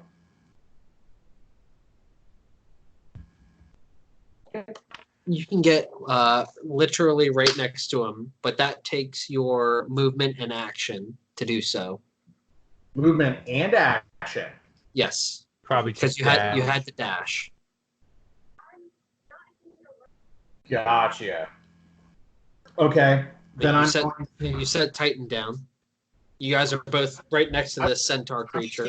Pull him out like this. Nom, nom, nom, nom, nom, nom, nom, nom. He's gonna bite. I'm actually going to have him use his once a day breath weapon. Oh, what do I have to? We're getting items ever Our again. next battle is going to be Oh my outrageously gosh! unbalanced against us. He is just going to throw everything he can at us. All right, what are you doing? I need to know. You know what? You know what? This may not be so bad. What element are you doing? Is there anything on the other side of him? Me? Yes, the air elemental. Oh.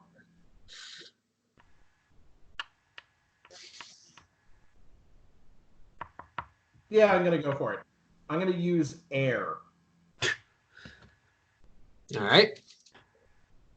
I guess that would be bludgeoning damage. And I have to roll a save, yes? I guess. I don't know. What is your spell save DC? What is Titan's spell save DC, which would have been what you had before your pants? -4. Wait, okay. So it's my spell save DC or his? Because he's got a lower... I don't know how I determine his spell save DC. It would just be his attack. Whatever his +2 attack is. Okay. Without his proficiency. Without his proficiency. Yes. Okay. Then plus... What? So 11. No, I mean, so the way that the Beast Companion works is your attack is. So what is your attack without your proficiency? You attack with dexterity, right? It's a +5. Me as in Barrow or Yeah. Sight? You as in Barrow. You have a 5 dexterity modifier, correct? Correct, but I've been attacking with strength since I got the Cloud Giant thing. That's fine. As a ranger, typically you're going to go with dex or wisdom. Yes? Sure. Okay. So your dexterity is +5. I'm going to say it's a DC of 15. I think that's fair. Okay. And it's going to be a dex save because it's an area of effect. All that for an 11. So he fails. Go ahead and roll your damage. And what did we determine that was? Is it the same as Dragon's Breath? Oh, Should be, yes. 2d8, if I'm not mistaken. I don't have that card anymore. 2d8. When he does this, I like to imagine like him kind of like. Do you ever see the movie Rampage? Yeah. You know how the wolf had like the spines down his back that kind of made him look lizard-like? I like to imagine Scythe like grows these dragon scales as he's like. Just for that instance, yeah. And Just Barrow's for the just kind of instance. like. Barrow's Yeah. just holding him out. 11 damage. Okay. Very good. He looks horrible. This gust of wind, as he goes, you hear him howl, and this gust of wind emits from his breath, and you can see this pressure just push him into the ground. Because he failed his save, we'll say he's prone. With the air elemental being unaffected. Not at all. So, it is the Alip's turn. He's around. Amora, it is your turn. You have an Armanite on the ground. How long does Booming Blade last? Just one round? Round. Okay. So Booming Blade has faded. You have a prone Armanite in front of you. Again, I'm gonna quicken Booming Blade. Oh dear. And I'm gonna strike again with the short sword and the dagger. And you said he's looking pretty rough. He looks horrible. You roll with advantage because he's prone. Granted, that was before we started beating on him. He already looked horrible. This is true. Zing. I'm just gonna add it to my AC because I'm not 100%. Because if I don't kill it, it's really gonna. Sure. Sure. Okay. So this is short sword. So that's That's the side. That's the one you got. 21. That hits. All right. 21. And That then- was one more, right? Oh no, your sword's more than that, isn't it? So no, my dagger is this. My short sword is this. What is But I'm happening? not adding that because this is just regular damage. So that's my. Oh, so it's the same. It was 21. So that's actually So that's 21. How would you Yeah. like to do this? Do you mean roll damage? You do not have to. If both of your attacks hit, you do not have to. Yeah, I'm gonna run up and I want to slash it with my short sword, and then I want to run up and just stab it in the heart with my dagger. You see him with his claws as you slash him, kind of kneel down onto his hind legs as the centaur that he is, and almost reach out. And he grabs you by the waist, and you feel the claws kind of sink into your torso, and you drive the dagger straight into that opening you made in his chest earlier. As you pulse it into it, you see him go, and you see him just kind of clench on. You see him fight for life as he tries to hold on to you, and you just drive the dagger deeper and deeper and deeper, and then finally you slam it with your other hand as it drives into his heart. You see him just kind of as he gasps, and you see him just kind of go limp as he releases you and just crumples onto the ground, deceased. I say he dead. Now, you stand in this space with these islands in this black surrounding for close to a minute. And you finally hear it. The Alep howling in anger as he comes back up from the abyss. Now, I need everyone to make a wisdom saving throw after a minute and a half passes from him being in the abyss, as he's finally returning from being plummeted into this dark space.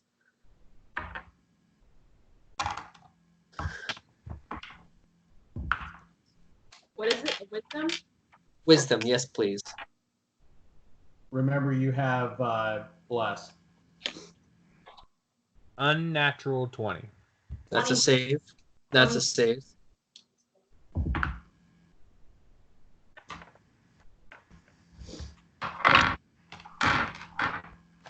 You both take 11 points of psychic damage.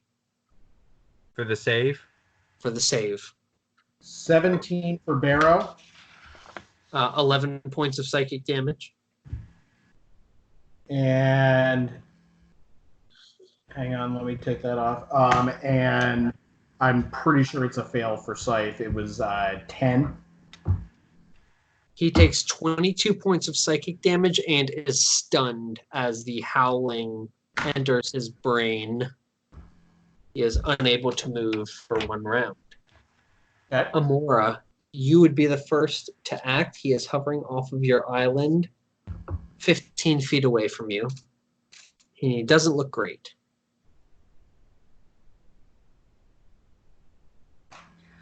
I am going to wait, Damn it, we should have all held actions for if this thing came back. Yeah, I thought about that. I didn't figure it was going. It was a minute. He's gonna come back. Yeah, I wouldn't have thought to. I didn't know. Anthony, No, where also, is you couldn't, I'm like- looking at the picture again. He's right off the edge of the island. So if you ran up to the edge, he'd be within 5 feet of you. If you wanted to strike him.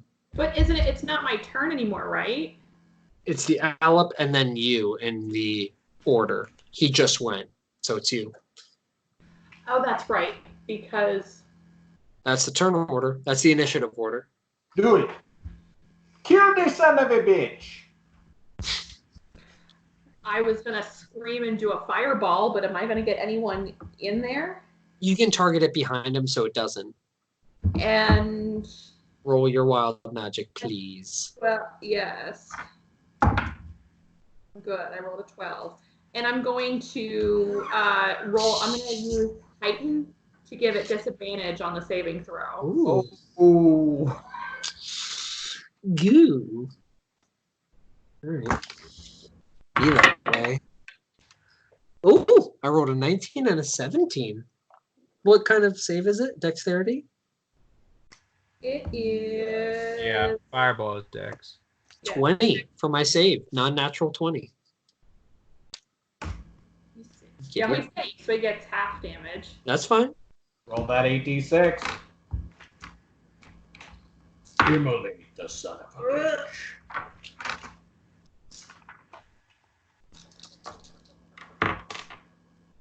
Man, it is freaking hot in here. See, and I think it cooled down.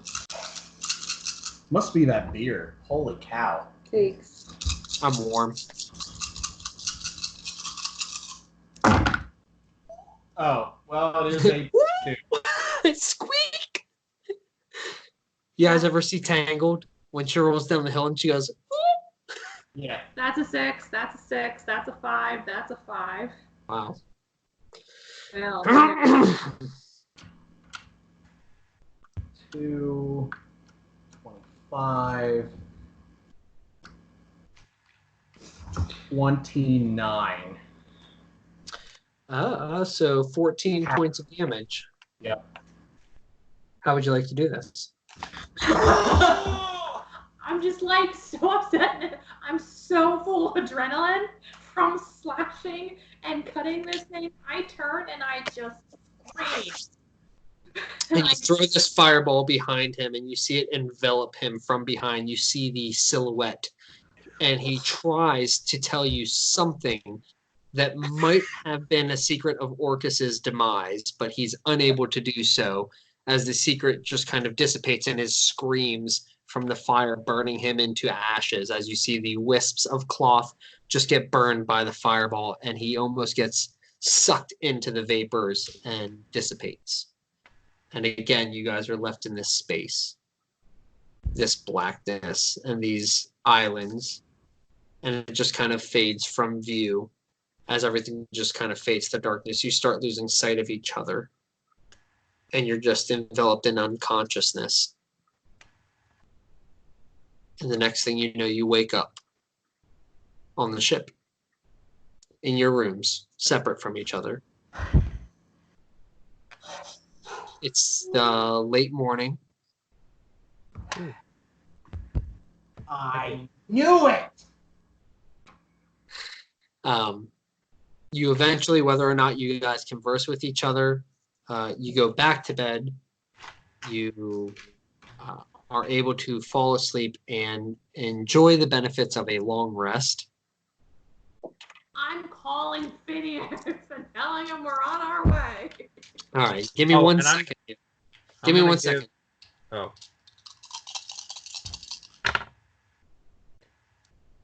Amora, I'm giving you this staff of thunder and lightning.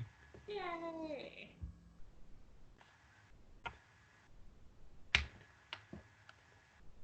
Dude, I'm so excited that worked. What's that? Okay. Actually, can I take the headphones off? All right. All right, I gave Amora my staff of thunder and lightning.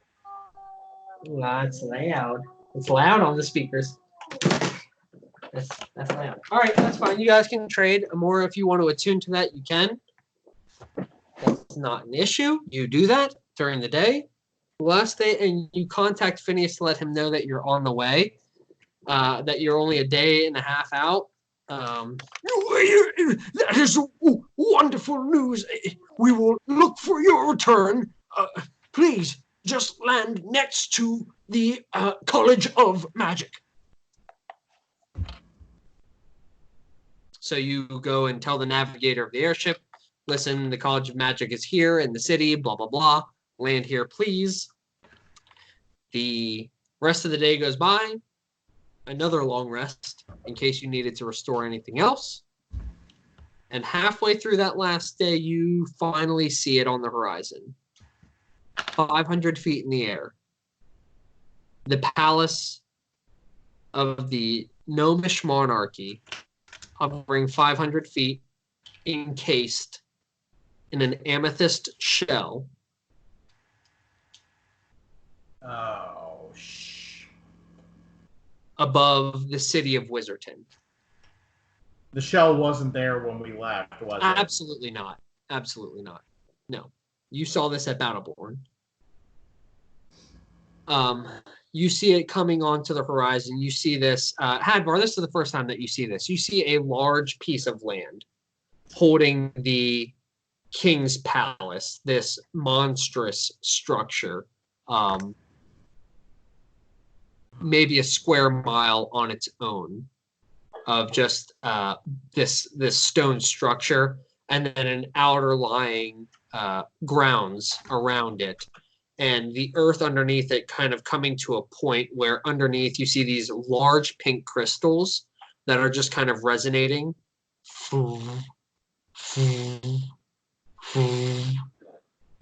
This glow over and over again. You see it kind of this arcane power keeping this structure aloft. this high in the air. And as you get closer, you can all hear this kind of piercing hum, this vibration, this low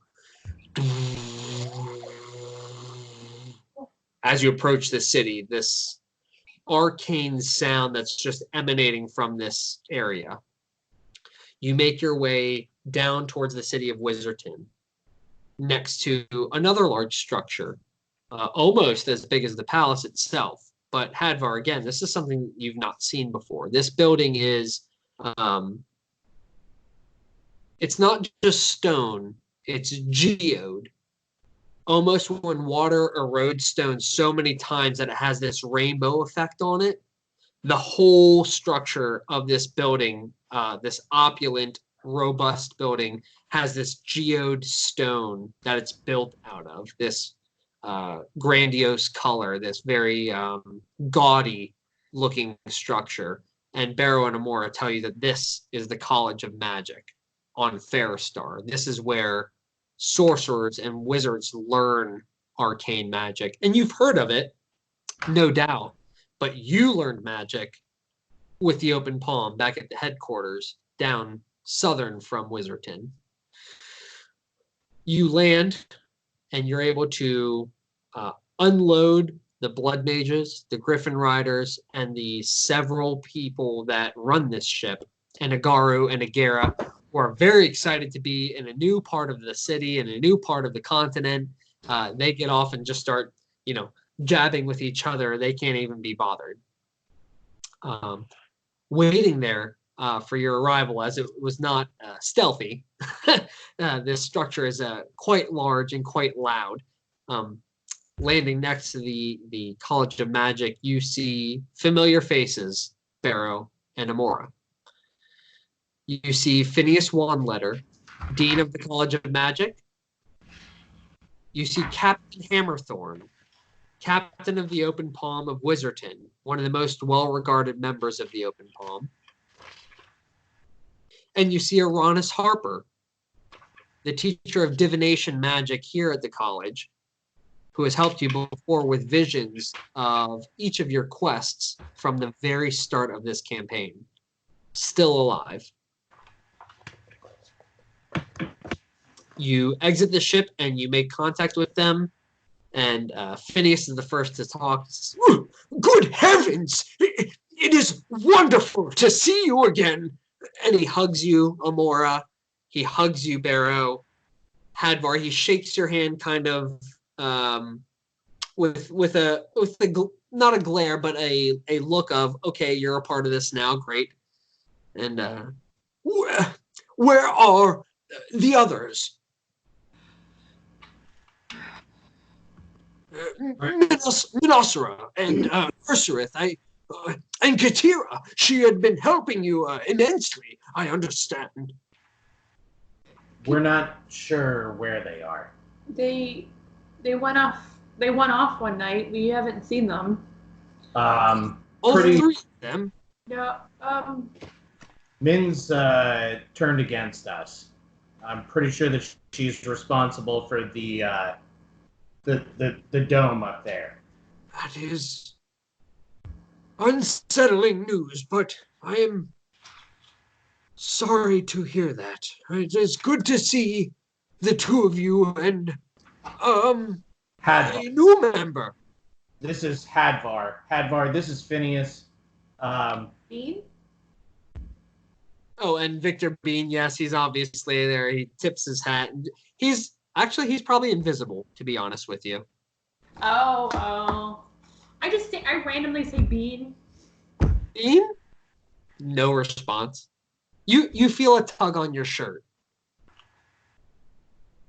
Hadvar has been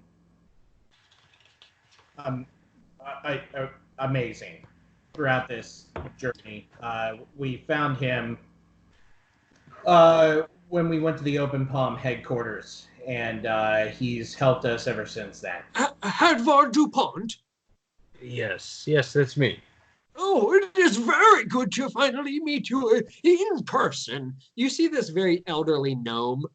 He's in these bright red and purple robes that have arcane sigils all over them. This man exudes magic. You can just feel the power almost radiating off of him with this humble persona. Yeah, it is over 9,000. But he has a very humble persona, and he has a very feeble appearance otherwise. Yep, that's him. Oh, cool. Nice. I forgot you did that art. Yeah. It is very nice to meet you, but again, I am sorry to hear about the other members of what we deemed ex-Nobis. And then you hear Hammerthorn. Aye, real sorry. And she just glares at you as the representative of the Open Palm, who has more than likely been informed. And she sticks a hand out to you, Barrow, and there's a slight grin on her face. Captain. Oh, my jaw is tense. I actually slightly bare my orcish teeth, which I never do. Fair enough. And you hear her just kind of slyly say, "Shame about Craghammer, but we'll recover." It's disgusting. There's more pressing issues, though. And she kind of glances up at the city in the sky. Captain, I can tell you that though there was a big misunderstanding in Craghammer, Hadvar is very capable, and he definitely still deserves... Master Groan doesn't speak for me. I speak for myself, and I know your characters. And as far as you go, Lieutenant, it's a pleasure to meet you. Wait, who's talking right now? This is Captain Ariana Hammerthorn.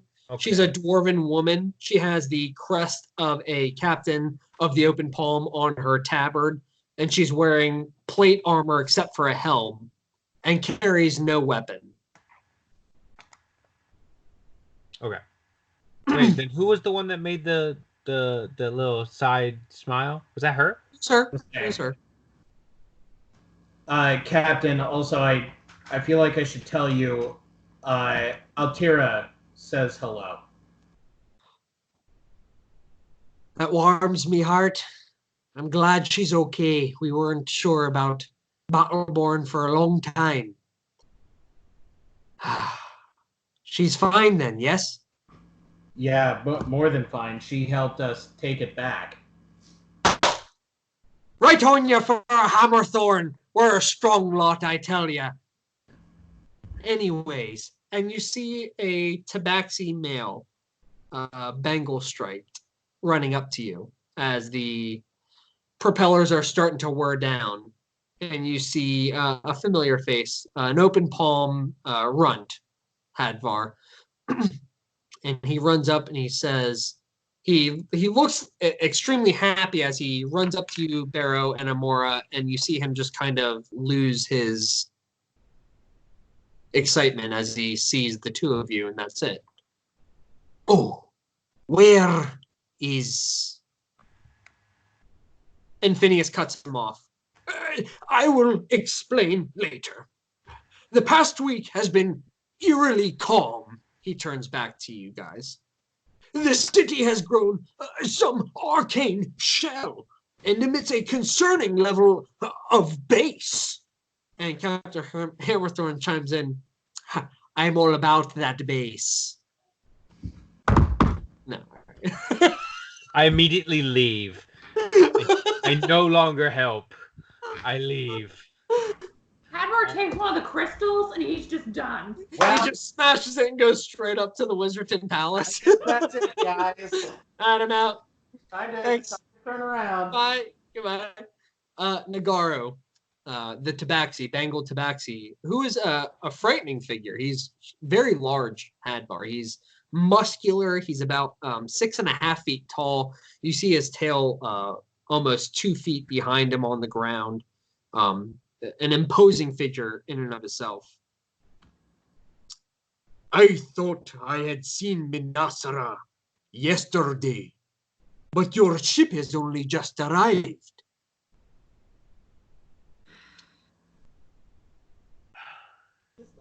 barrow, and I look at Phineas. She, Uranus Harper chimes in. Perhaps I will enlighten him at a later time. I have seen into the castle before the barrier was placed. A true monstrosity lies within, feeding off the souls brought to him. The castle is overrun with his kind. It will be super dangerous to go up there. And he just kind of... I had to look at the screen because I thought it was gross. Because I was like, wait, internet work. He just kind of...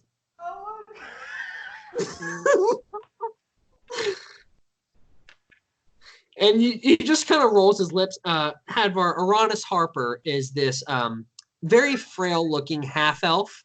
I'm sorry, not a half-elf, a full high elf with very accentuated features, blazing white robes with gold arcane trim on it, very similar to Phineas, but not of the stature of the dean of the college. You can tell he may be of rank within the college of some capacity. And the captain just kind of, we need a plan, regardless. And they all turn to you, ex Nobis. And that's where we're going to end tonight's session. Just keep shooting fireballs at it. Now, I want to give you your resources so that you can set up a plan. cool. You have them. Phineas Wanletter, Captain Hammerthorn, Nagaru, and Uranus Harper. You have 20 members of the Thieves Guild. What is left of the Fae and Hobgoblins, you have 20 members. 5 Pixies, Calathas, and 10 Hobgoblins. The rest are civilians not fit to fight. That you brought out. 10? 10. You're also told that Lysandra Nightblade is still alive and fighting on the front lines. She was the evocation professor, the tiefling. Yep, I was going to ask about her. She is still alive, but she has lost one of her arms. You have 30 open palm members that are willing to go up with you. The Shadow Vein, Hadvar, are already on the castle grounds. As far as everybody knows, they're still alive. Contact had been eliminated this past week when the shell went up.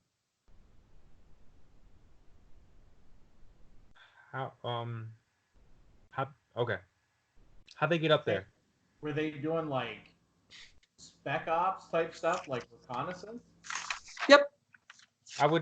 Who would I speak to who would tell me the details of what You they would know. basically like a debrief of their mission? They operate on their own. Nobody tells them what to do except for you.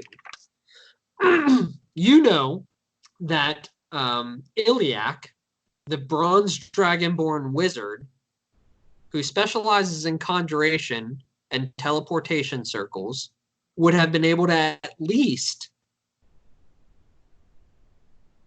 get the 5 of them up there easily enough, but no more than that.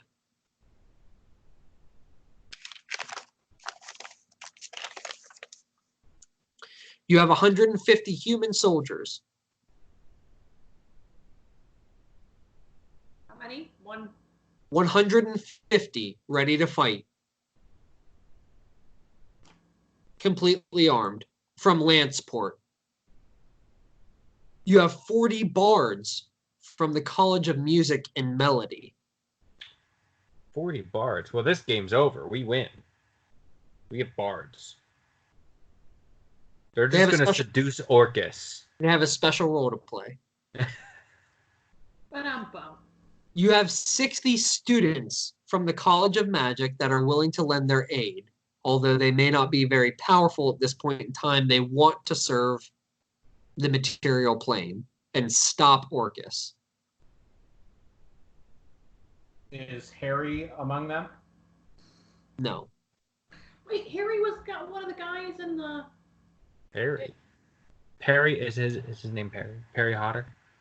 I feel No, like he was a halfling that was kind of a chip on his shoulder. He had a Western accent, and he was kind of buddy with Ex Nobis before they were Ex Nobis. He didn't survive. Oh. That's it.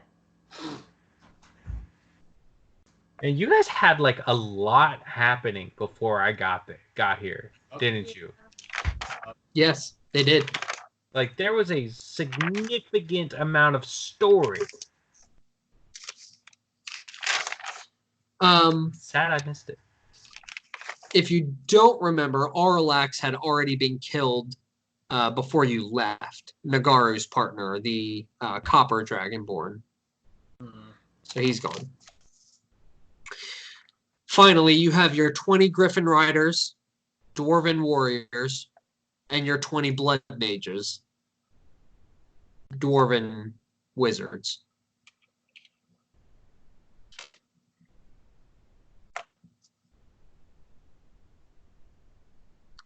It was a lot more than I thought we did. I forgot a lot of this along the way.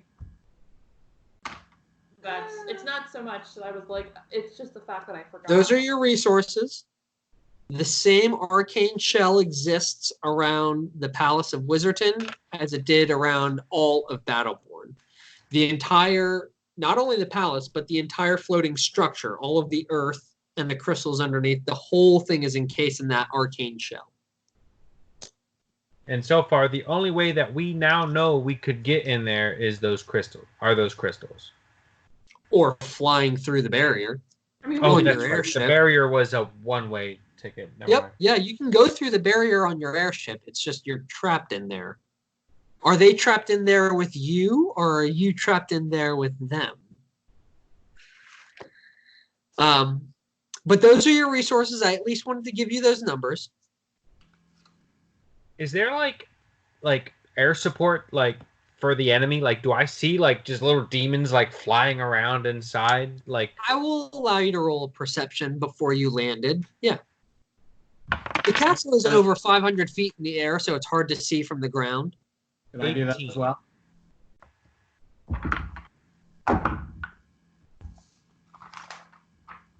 I am going to look at Phineas, and I'm going to pull the staff protection off my back, and I'm just going to offer it for anyone that it's going to increase their protection.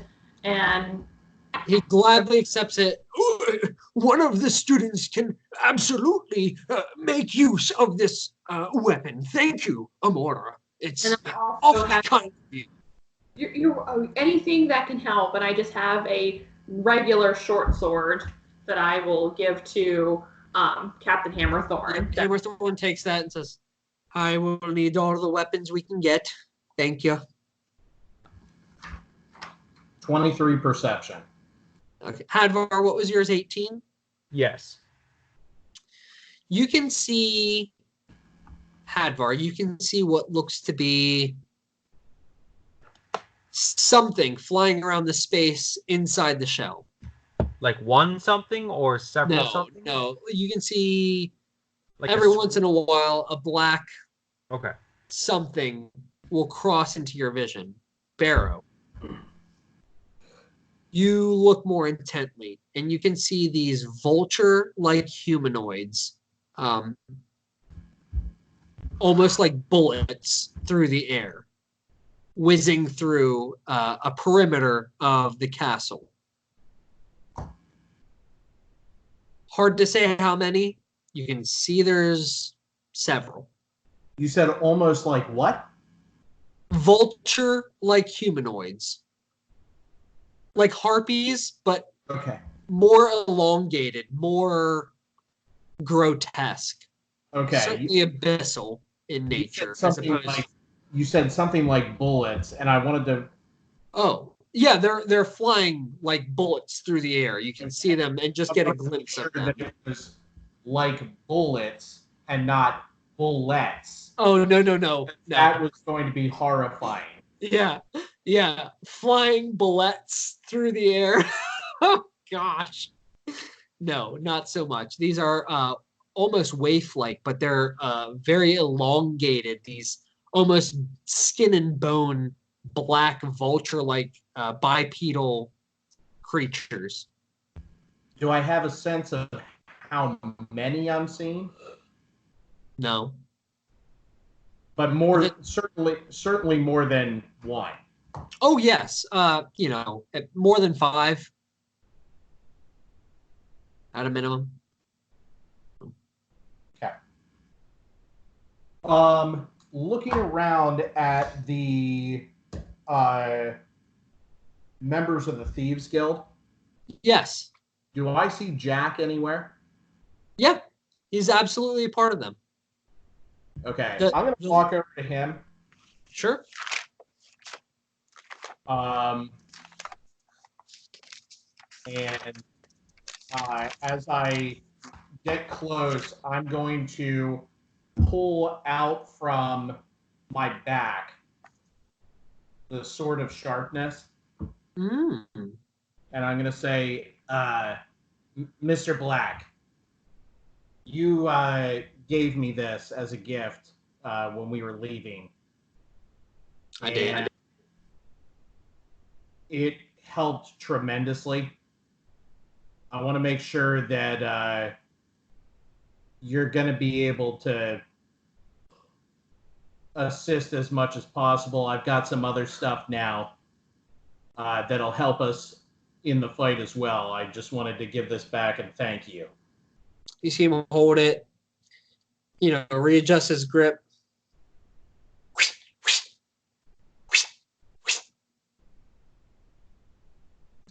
Good to be back home. I'm so sad you weren't able to cut any limbs off with it. And you see him just kind of unsheath the short sword and just throw it to the side and resheath the sword of sharpness. You can take that out of your inventory. Cool. At least give everybody else some good gear while we don't need it. Yeah. Text me. I'm going to end this because I really have to pee. Text me all of the gear that you're going to get rid of to assist the other members that may not have as much as you do. It will affect the outcome because I will be rolling percentile dice as we go through the next sequence narratively up to the castle. Depending on how you go there, I suppose. Cool. But we will end it there. I do have a question for you. Yeah. Who was it? I had to find the message that you gave me about the information on all the Shadow Vein. I had it somewhere. Yes. So who sent me the sending again? Was the that fake? What you know to be a fake message now? What you know to have been a fake message now and incapable of sending you a sending message would have been the human female cleric of Palor, Venae, Venae. The only one who has ever communicated with you like that is Iliac, the bronze dragonborn wizard. Okay. And you know that Basil, Basil, the halfling shadow monk, is the one who kind of commandeers the fox that sends the messages between you guys. Okay. I just had to get that in order because I've been trying to remember. That's fine. Okay, cool. All right. I'm good now. I have it under my favorites pictures now because I had a picture of it and I could not find it.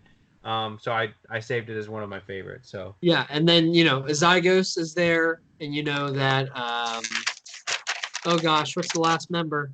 Renal. Raynal. Yeah. Oh, Renal, the rogue.